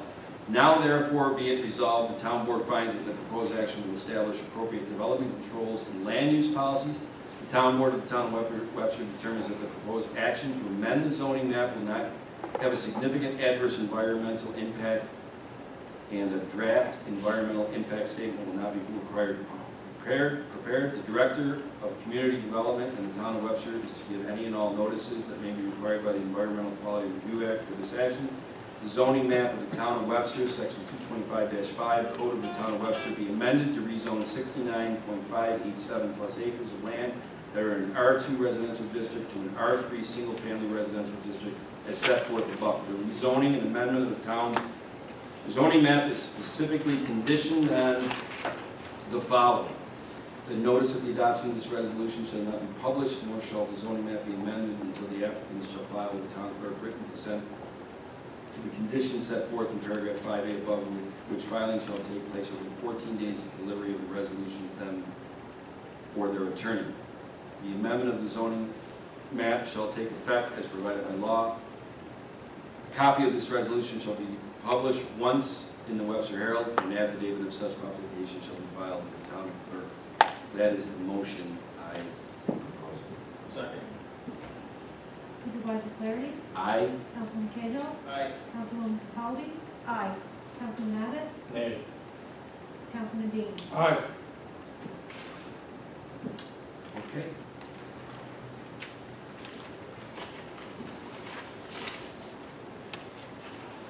We will now move on to regular town business. I'm not sure who was in to look at the bills this week. I did. Bill Abbott? I reviewed the bills and they're all in order. I recommend we pay the bills as submitted by the director. Second. Councilman Abbott? Aye. Councilman Dean? Aye. Councilman Cahill? Aye. Councilwoman Capaldi? Aye. Supervisor Flaherty? Aye. Don't even listen. I also looked at the prepaid warrants as submitted by the Director of Finance and moved that we approve those. Second. Supervisor Flaherty? Aye. Councilwoman Capaldi? Councilman Abbott? Aye. Councilman Cahill? Aye. Councilman Dean? Aye. Okay, Paul, Yes. still awake over there? I'm trying. All right, I think the next couple are yours.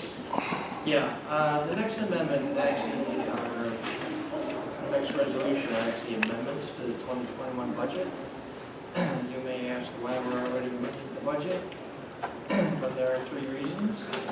The first item is $30,438 to purchase police body cameras, and the funds for that are actually coming from the reserve and crime proceeds, which gets funded through various channels of the drug enforcement area of the police department. So it's a very good use of the money. The next item is $87,900. It's a transfer from the sewer capital reserve to close out capital project 80221. That was a project that came to be in 2020. There were emergency sewer line repairs to Gravel Road and Schlegel Road.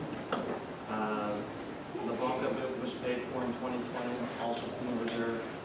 And this was the remaining piece, taking the budget transfer to close things out and close it together. The third amendment has to do with the debt service fund. When we do a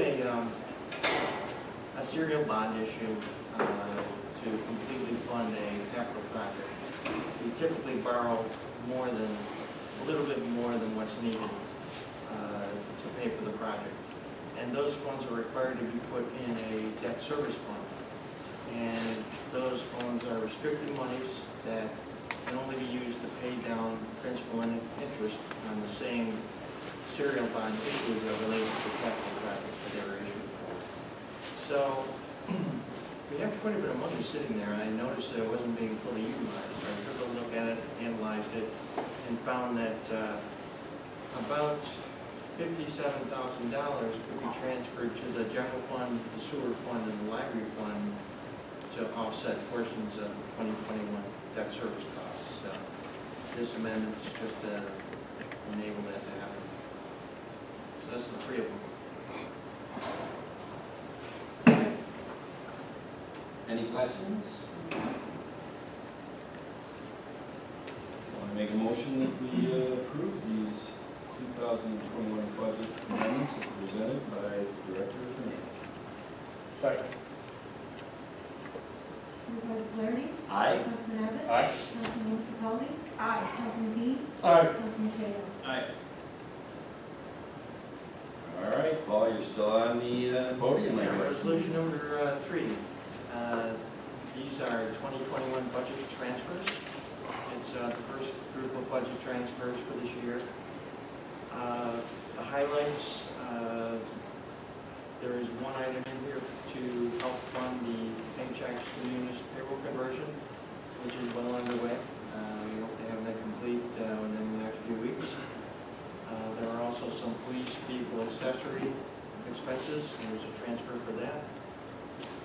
There's a $57,000 transfer to enable the purchase of the 8.1 acres on Pitcher Parkway, which is the land just adjacent to the highway garage.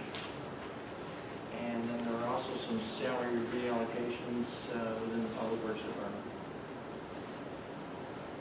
The rest of the items are just housekeeping, smaller, more immaterial items. Okay. Any questions? I would move that we approve the 2021 budget transfers as presented by the Director of Finance. Second. Councilman Dean. Aye. Councilwoman Wozzachowski. Aye. Councilman Abbott. Aye. Councilman Cahill. Aye. Supervisor Cleary. Aye. Now, the next one, from what I've heard, has been percolating around this town for many years. 2007. Okay. So what ostensibly looks like a very benign resolution, there's some explanation, I think, that needs to come from this. I think the board is very familiar with the Eckler property. Correct me if I'm wrong, somewhat abuts 4 Mile Creek down there. Kind of brings two of our park/trail systems together in a way. It's been a sought-after piece of property by the town for a long time. Is that correct? Yes. Correct. And from what I've heard, there just never was a meeting of the minds of, as often happens with buyers and sellers, the seller wanted X, and the town was willing to pay less than X. Minus X. There you go. But through a sequence of events and things, the seller has come down to a price that is for 18.11 acres, $60,000. And based on the most recent appraisal of the property and assessment, that seemed to be a price that the town was very happy paying. So before I read this resolution, there will also be there will be some future resolutions as far as the funding source. Is that correct, Paul? That's correct. Well, actually, I saw it the in this funding one. for this one was not in this group. I was going to wait until you were approved to sign the contract. Right. We'll do it next time around. Okay. Yeah, and that's like I said, this is just the first of, well, maybe there is only one more resolution, which is where the funds are going. So, I won't belabor the point. Does anybody have any other questions before I propose this resolution? No, it's Oh, I can't. Yeah, that's right. But It's open space, it's something we've been looking at for a long time, and it's time to do it. So I would just request that you consider making this contingent on the fact that we do have access to Lake Road. One of the questions that I had when I looked at this initially, this purchase and sale contract, was there's no address on Lake Road. Where's the property? I don't know. Josh was able to pull it up, and so most of the property is landlocked. It has no address on Lake Road. So I actually drove out there and based upon the map, and there's a very slim line that goes through there. And the majority of the property, like I said, is landlocked. So my only concern was to ensure we have access to Lake Road for the majority of the property.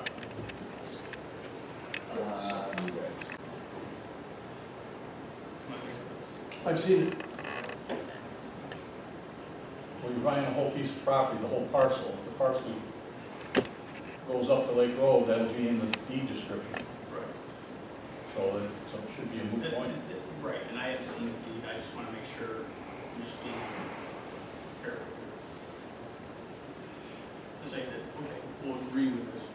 We'll move forward. Well, if you want to put in the resolution and then add something to the sale contract contingent on access to Lake Roads, Yeah. it's reasonable. We have, just to make sure that there is access to Lake Road, if that's what you want. That's what I'd like the board to consider.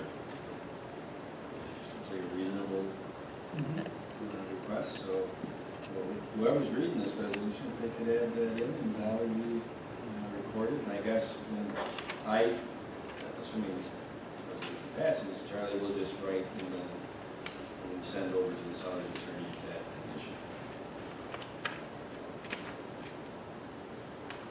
Can you do the items, please?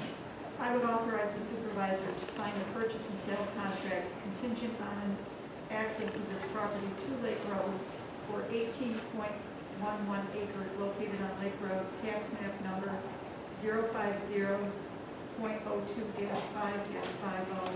in the amount of $60,000. Second. Councilman Capaldi? Aye. Councilman Dean? Aye. Councilman Abbott? Aye. Councilman Cahill? Aye. Supervisor Clary? Aye. And boy, it is nice to think that we will have 18.11 acres of prime, undeveloped space. The Friends of Webster Trail are downright giddy about this. We met with them last Thursday on some unrelated issues, but they're really excited about this. That's great. Okay, next up is Chris Bowen here? Because this is the fill permit on 833 Lake Road.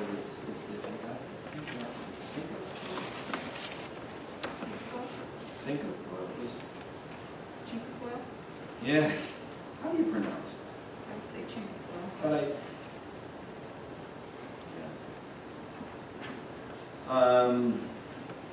yes, Sinkafoil Court, 833 Lake Road fill permit.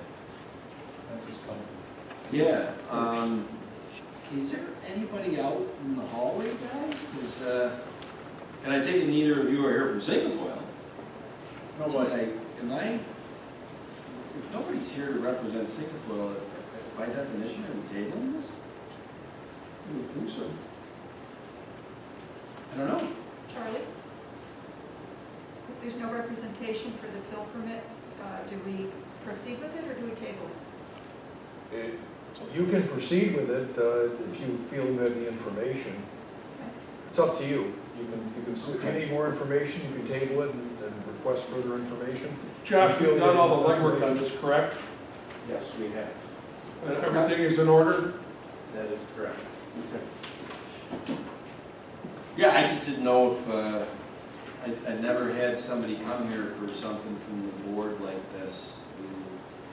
Well, he's already been in front of him. Yeah. Sure. Yeah, okay.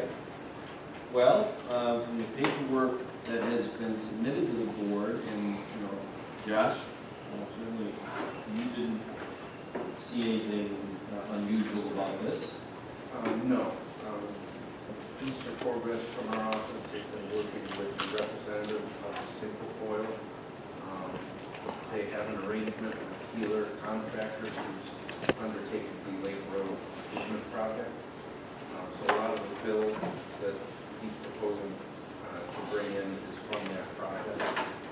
And there's two areas that he's just simply trying to level off.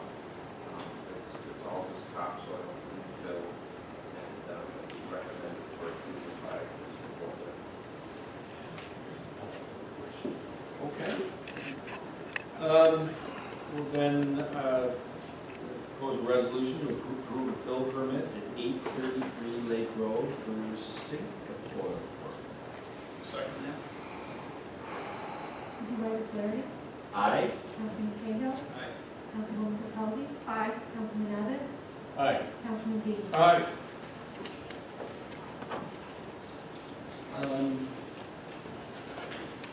Is Dan here? Dan?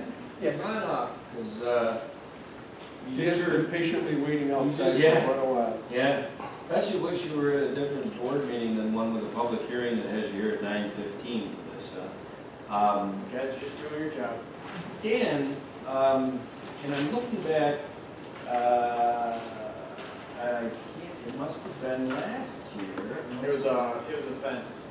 Yeah, I thought it was this year, but maybe it was 2020, because, well, Dan, I'll tell you this. You know, these licensing agreements and conservation easements are kind of they're a touchy subject for the board. We issue them, but we're always very concerned about the precedent that we're setting when we allow things in our easements.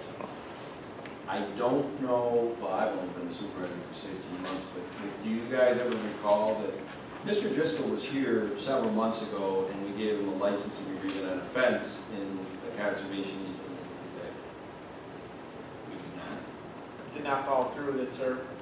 We basically, I did come here and ask for it, and we did, I don't know exactly what step we stopped at, but I decided not to proceed because of certain conditions on my end being related to the contractor. They told me originally that the fence would be completed in July, and I had that all the way up until that point. And then after I came here and we were proceeding with, I was going to proceed with the town attorney in regards to filing it and getting it finalized. And I went back to the contractor and they told me that not only is the project date going to be delayed 2.5 months, the cost of the project was going up 10 to 15%.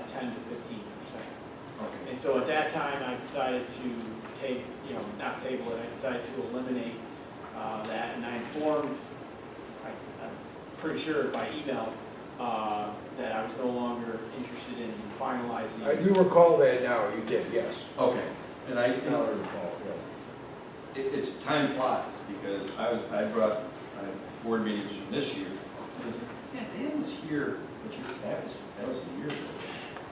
That was end of June last year. Unbelievable. Boy, did I have that this time. I just wanted to make sure that we didn't issue a license agreement for a fence that got done, and now we're coming back and asking for a license agreement for a shed in the same conservation. Makes sense.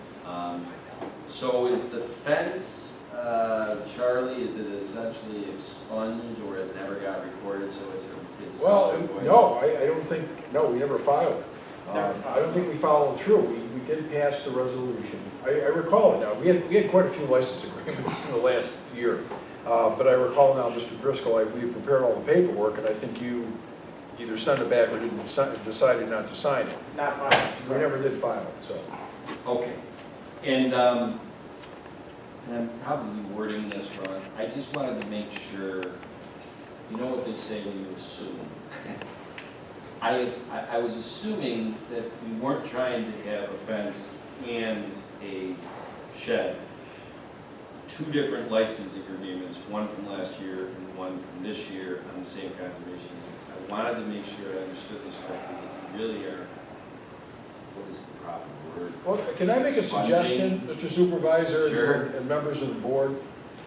Perhaps what you can do is rescind the prior resolution. I don't know, Dolly, we don't have the exact date, but we can rescind the prior resolution if you're going to consider granting this one. And this way you wouldn't have one hanging there that permits a fence as well. Yeah, yes, because I don't know if I've seen the license agreement read off and whatever, but I don't know if it's got a shelf life. Like, if you don't put this in. Well, if you rescind it tonight, that's the end of it. Well, that's the end of it, yes, without a doubt, so. Okay. Well, interestingly enough, we have paperwork that came in. I do not think, because this is not a drainage easement or anything like that, we don't have any per se letter from one of our department heads saying this isn't going to get in the way of anything. It's a conservation easement. So the paperwork that we gave to the board, does anybody have any questions on the sketch map or? No.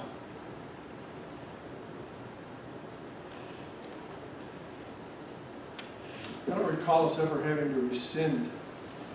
Well, that's. I'm just wondering, do you have to have all the technical language that goes along with it to rescind it? No, just, my suggestion would be just that, and I'll just give you the wording right now, but you're rescinding, I don't know, Dolly, do we have the date of that prior resolution? Can you bring that up?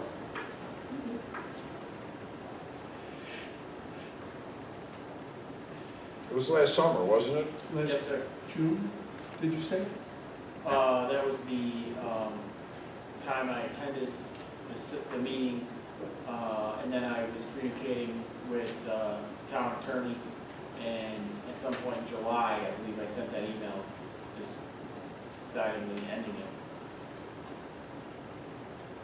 Josh, do you have the property called up? Yes. Have you? Is that all grass back there from the conservation easement, or is it wooded? There's quite a bit of trees. Do you anticipate needing to remove any as a result? No. No, it's probably. See, normally in a conservation easement, the reason it's there is to protect the woods that were, or tree line, or whatever that's there. There's not, I mean, I wouldn't say it's heavily wooded, but. No, but there's a good deal of trees, but there are some open spaces within that area that would be conducive for. And this be placed in that area without cutting any trees down? Correct. Yes. Phil, do you have a map? I have this, but it doesn't show. Right. It doesn't show anything that's back here. We don't have the area. Oh, yeah, okay, I did, So if it's wooded, I'm saying he's not Sure. allowed to cut the trees down. I couldn't agree with you more on that. Couldn't agree with you more on that. 80-foot, 8 by 10 shed, got the setbacks with the, where that is, how do, I mean, is. What was the prior, Dolly, what was the prior date? It was resolution 201, adopted on July 1st, 2020. July 1st? Mhm. All right. So my suggestion would be, if the board is inclined to grant this, that they rescind the prior resolution 201 of 2020, which was passed on July 1st, 2020, granting Mr. Driscoll the right to put a fence in the conservation easement, and then you can go on with this one, and if you want to, permit him to put a shed in there. And you can put any conditions you want. If you want conditions that there be no trees cut down, we can put that in. Okay. Well, this, you guys, proper verbiage, and stop me if I'm wrong, I propose a resolution to rescind resolution 201. 201 of 2020. 2020. That was a license agreement for a fence in a conservation easement at 532 Deer Haven Drive. Second. Councilman Clary? Aye. Councilman Abbott? Aye. Councilman Dean? Aye. Councilman Cato? Aye. Councilwoman Capelli? Aye. Does anybody, before we go on to the next one, will add the verbiage to this resolution of contingent upon no trees? Is that how you word it? No trees being cut down? Does anybody else have any questions about the paperwork, the application, the sketch map as it's shown here?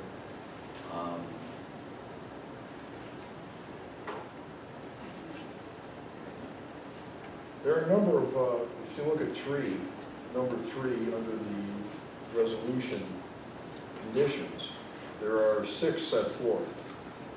And you could probably, I would say, looking at B, C, you could add, just add something there saying no tree shall be removed where the shed is to be placed, Okay. or something to that I effect. think you just told me, Charlie, that I'm reading this resolution now. Okay, you said under 3B. Okay. All right.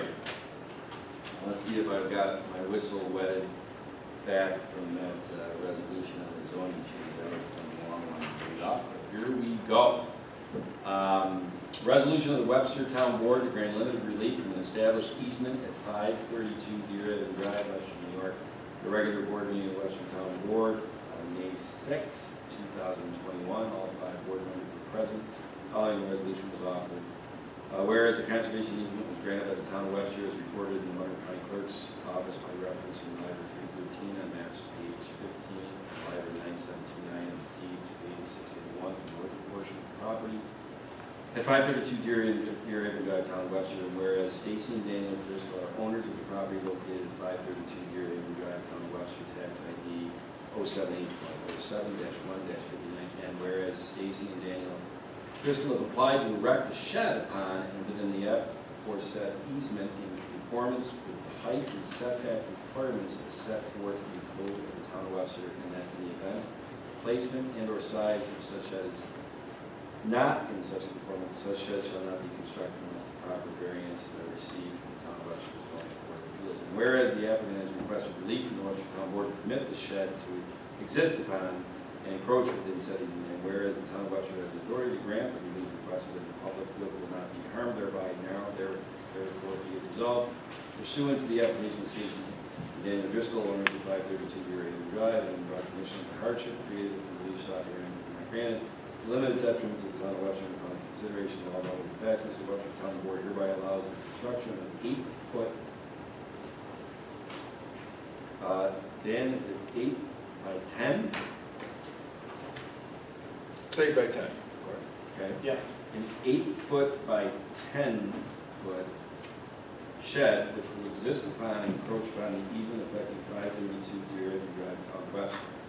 This resolution in no way applies to any other encroachment violations or relief sought by the owners, his successor grantees, or signage from any other building structure or zoning violation which may exist on such premises. This relief is granted upon the following conditions. A, proposed shed shall encroach upon said easement as proposed as shown on the survey map prepared by David A. Staub, license 50791, originally dated February 17, 2020, and shall be removable. B, the proposed shed shall not be expanded to further encroach on or in the easement, nor will it be moved from the permitted place within the easement as shown on the instrument survey map presented to the town board as represented above, nor shall any trees be cut down where this shed is being placed. Sufficient enough? Okay, did you get that down? All right. C, upon the destruction or demolition of the aforesaid shed or any part of it through the natural causes or otherwise, the owners of the shed will not be reconstructed without a specific resolution of the town board authorizing its replacement or reconstruction. D, the owners of the shed shall be solely responsible for any damage caused by or to the shed as a result of the town's maintenance of said easement. And the owners of the shed, its successors, and its signs further agree to indemnify, defend, and hold the town harmless for any or loss damage caused by the shed as a result of work done by the town as a result of reasonable and necessary work done by the town within the said easement. E, in the event of an emergency or if the town deems it necessary or imperative, the town will have the right to remove or take down all part of said shed without recourse by the owners of the shed. Such removal or take down. F, this resolution is in no way affect the rights, if any, of any other public entities or public utilities inter to the said easement. The record owners of the proposed shed in the town of Webster will enter a licensing agreement incorporating all the conditions of this resolution in form and substance as approved by the town attorney, and which will further provide that the owners at their expense will record the license agreement in the Monroe County Clerk's office. That is my resolution. Second. Supervisor Carey? Aye. Councilman Dean? Aye. Councilman Abbott? Aye. Councilman Dolly? Aye. Councilman Cahill? Well, you've been through this one before. Now Charlie and you, the town attorney, will, you guys flip cards, he does some things, he has me sign it. I gotta say, it usually is no more than 2 weeks to it all being done.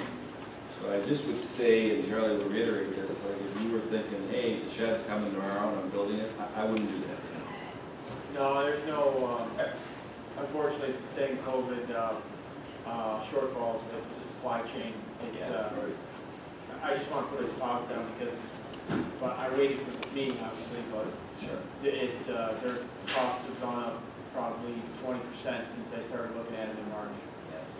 So, it's not coming anytime soon. I hear you. All right, thank you. Thank you, Dan. All right. I'll try to get it to you within the... Bill? Okay, thanks, sir. Well, I'm gonna. Yeah. Yeah. You got the other? We're almost to the end, gang, I think. Wait a minute.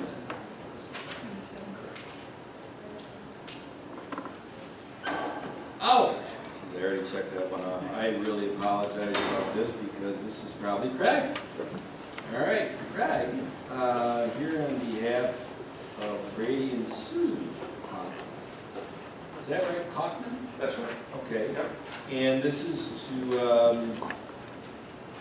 licensing agreement to install a fence within a drainage easement at 1116 Stonegate Drive. Well, you already heard me say that, you know, the board gets a little antsy about license agreements and easements. On this one, yes, maybe I should have read this. I take it Susan and Brady own the property? Yeah, they have owned the property. I'm representing them, Brady's father, and they have two small kids under the age of 3. And there's the retention pond right next door. And they just want to protect the kids from getting into that area. There is the easement. They don't intend to do anything other than what they could do without a license agreement on the southeast and the east side. What they'd like to do is push the fence from the southern side of the easement to the northern side against right at the property line. And it really doesn't change anything in terms of the fence. If they were to build the fence in without encroaching into the easement, because the easement and the drainage don't coincide, they would have to cross, any repairs would have to cross the fence twice. And if they move it to the back line, it's further out of the way for both the town and for them, and it keeps their backyard looking more reasonable.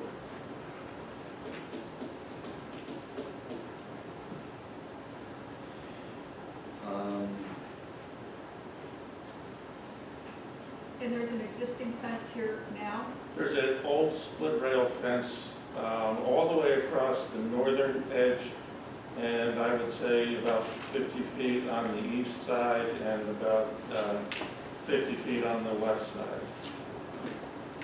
And that will be coming down when they put the chain link fence up.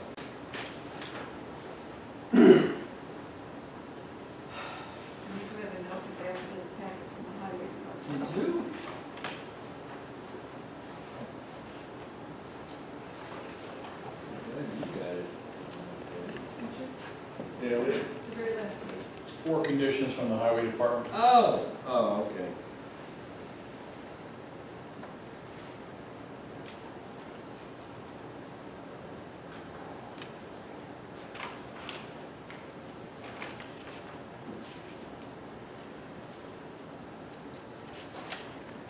Mr. Kaufman, are you aware of the 4 conditions from the highway department? No. I did meet with Joe Merkes at the property, and he agreed with me that it would make more sense to put the fence along the northern border as opposed to the southern edge of the easement. But I don't know what those... So just so that you're aware, it says the fence must be outside of the easement running from the Stonegate Drive cul-de-sac easterly to the drainage pond so that access to the pond can be maintained. Yes, that's the intent. Number 2, the fence must remain on the property side of the pond outlets by a minimum of 15 feet. New fencing must allow the alignment of existing fencing within the drainage easement. I don't understand what does that mean. I think that you have to put the new fencing where the existing fencing is, That's the intent. along the drainage Yeah, easement.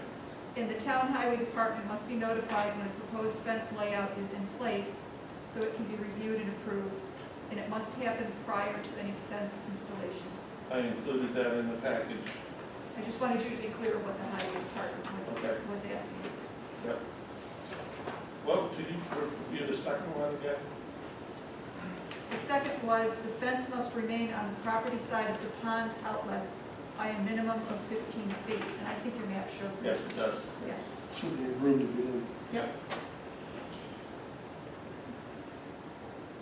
I don't understand. Who's maintaining the catch basins in your yard right now? Well, the highway department has done a fair amount of work, recently, on those catch basins. And how did they access them? They go on the lawn out of the easement. Okay, it looks as though that you have three catch basins on your property.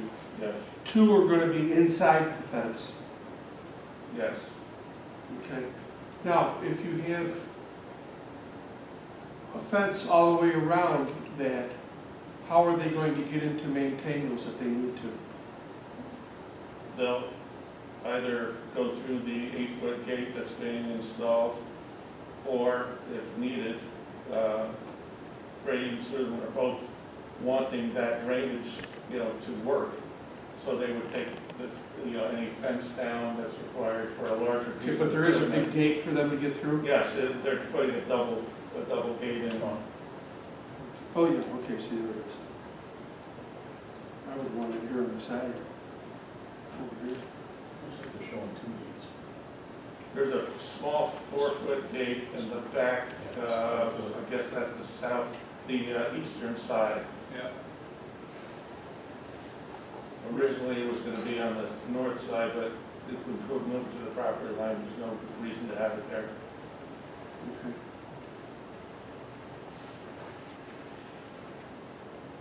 Okay, just so you know, if they're asked to, they have to get in there and work on them catch basins, something's gonna have to give. Yep.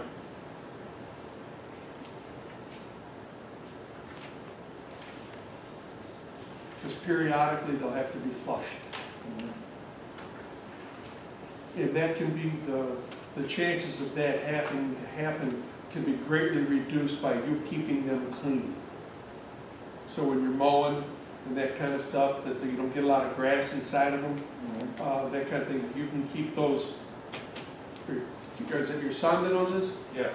If you can keep those cleaned out, chances of them having to come in are greatly reduced. Okay. But if you're mowing them and the grass is going in them and things grow inside those pipes, and all of a sudden they won't work anymore. Right. And they'll have to come in with the flush truck and all that. Yep. And the worst case scenario would be to have to dig up the pipe and replace it. Right. I don't know why the drainage and the catch basin, or at least one of the catch basins, was put in a location not in the easement. But it is. I can see why they put the catch basin where it is, because it's on a low part, and to put it back in the easement would have gone up a hill into a wooded area, but I don't know why the easement didn't match where the drainage was. Yeah, because it's kind of like almost in the center of the yard. Yeah. Is it a low spot? Well, it is because of the drainage. Yeah, the drain is low. It didn't, I don't think when they did grading it had to be that way, but it is now. And they don't need to change that, so. Okay. It just didn't make sense to us that the easement didn't match where the drain was. No, because technically, if that's outside of the easement, that's yours to maintain.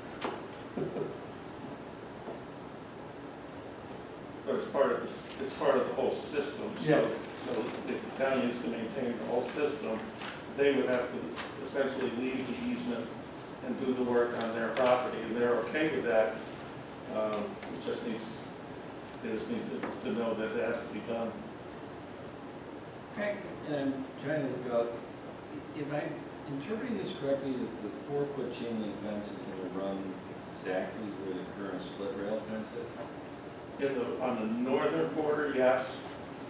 And then on the east and the west side, it will also match that. And then it's just extending further south. So there's more chain link fencing than there is split rail. Yes.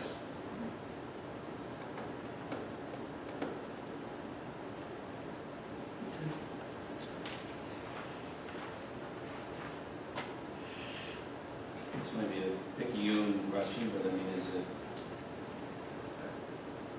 I think it's great that you're here for your son and daughter-in-law. Well, I was going to ask Mr. Cockman, that you understand that it would be your son and daughter-in-law that are going to be signing the agreement? Yes. And I'll be sending it to them? Yes. Okay. Thank you. You said it's the same. Any other questions, comments? Board?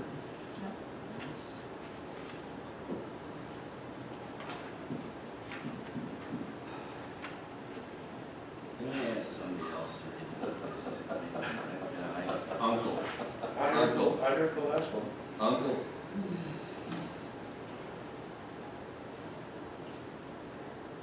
It's a resolution of the Webster Town Board to grant limited relief from the established easement at 1116 Stonegate Drive, Webster, New York, at a regular meeting of Webster Town Board held on the 6th day of May, 2021 at 7:30 p.m. All were present. Whereas a drainage and utility easement was granted to the town of Webster, as shown on the map, is recorded in Monroe County Clerk's Office in Legal 230 of maps, page 83, on and along the eastern and southern boundaries of the property at 1116 Stonegate Drive, town of Webster. Whereas Brady and Susan Kaufman are the owners of said property located at 116 Stonegate Drive, tax ID number 080.17-3-20,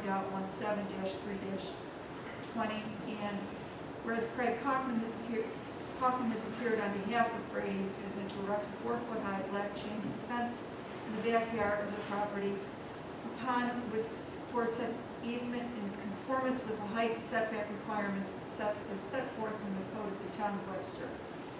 And that in the event the placement and or size of such fence is not in conformance, such fence shall not be constructed unless the proper variance is received from the zoning board of appeals. Whereas the applicant has requested relief from the town board to permit the 4-foot chain link fence to exist upon and encroach within said easement. The town of Webster has the authority to grant the relief requested. The public good will not be harmed. Now therefore, be it resolved. Pursuant to application of Craig Kaufman on behalf of Brady and Susan Kaufman, owners of 1116 Stonegate Drive, and in recognition of the hardship created if the relief sought herein is not granted, the limited detriment to the town of Webster, and upon consideration of all relevant factors, the Webster Town Board hereby allows the construction of the 4-foot-high black chain link fence to exist upon and encroach within the said easement affecting 1116 Stonegate Drive. Charlie, where do I insert the, or is it here? I'll put in the conditions. Do I need to say the conditions I think they've already been stated. Thank you. The resolution in no way applies to any other encroachment, violations, or relief sought by the owner and his successors, grantees, or assigns from any building, structure, or zoning violation which may exist on such premise. The relief is granted upon the following conditions.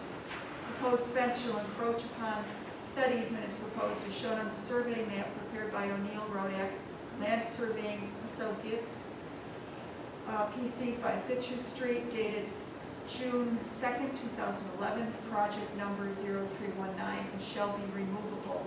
Proposed 4-foot-high black chain link fence shall not be expanded to further encroach on or in the easement, nor will it be moved from its permitted place within the easement as shown on the instrument survey map presented to the board. Upon destruction or demolition of a aforesaid 4-foot-high chain link fence, black chain link fence, or any part thereof through natural causes or otherwise, the owners of the 4-foot-high black chain link fence will not reconstruct it without the specific resolution of the town board authorizing its replacement or reconstruction. Owners of the fence shall be solely responsible for any damage caused or or damage caused or to the fence as a result of the town's maintenance of said easement, and the owners, their successors, and assigns further agree to indemnify, defend, and hold the town harmless from any and all loss or damage caused to or by the 4-foot high black chain link fence as a result of work done by the town, as a result of reasonable and necessary work done to the town, by the town within the easement. In the event of an emergency, the town deems it necessary or imperative, the town will have the right to remove or take down all or any part of said fence without recourse by the owner. The resolution shall in no way affect the rights of any of the public entities or public utilities in or to said easement.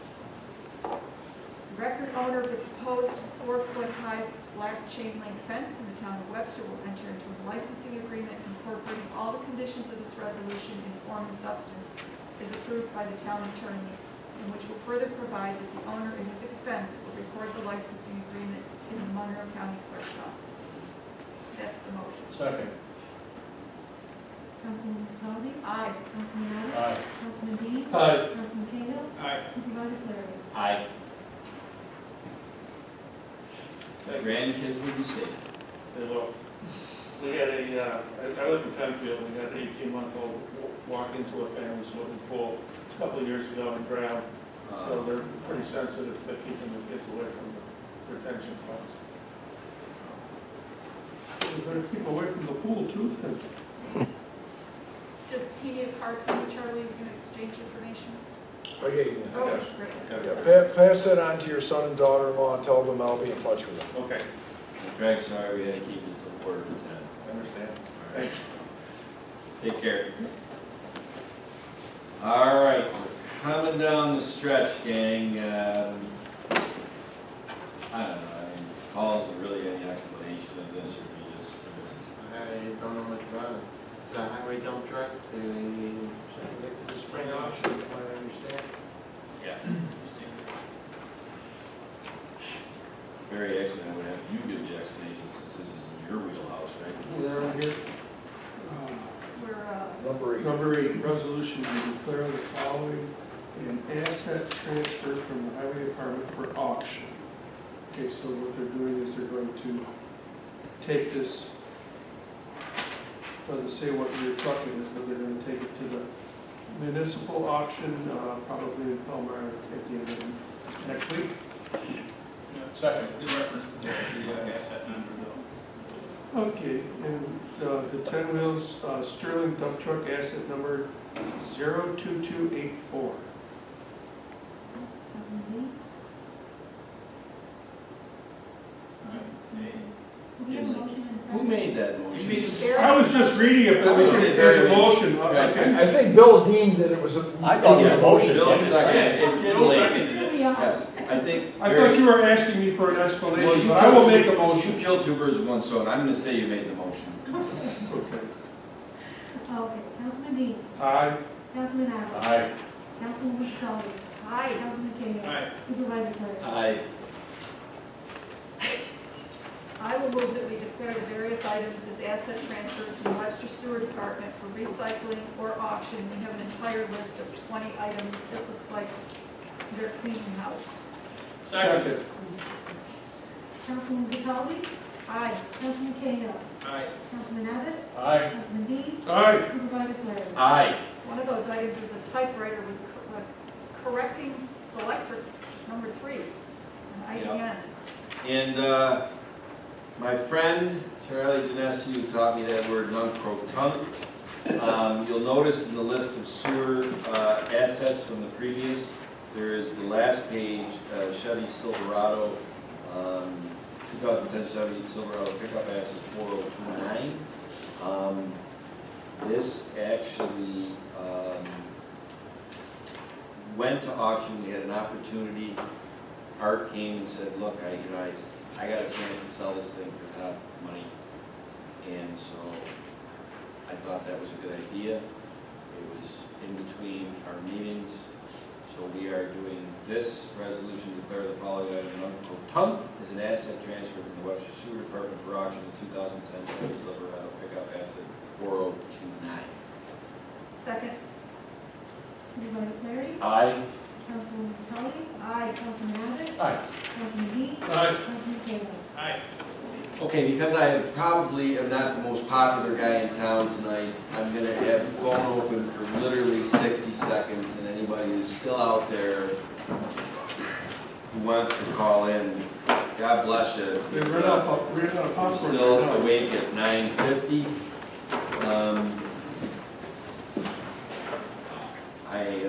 Charlie, any words? I just want you to sign this. The purchase contract? Yep. Yep. You can initial, I added the contingency. Okay, you don't need that. Where I'm going where? Just initial it here. Initial there. And every other one's really nice. You want to do the buyer's initials also all over this place? Yeah. And that is 60 seconds. So this board meeting is officially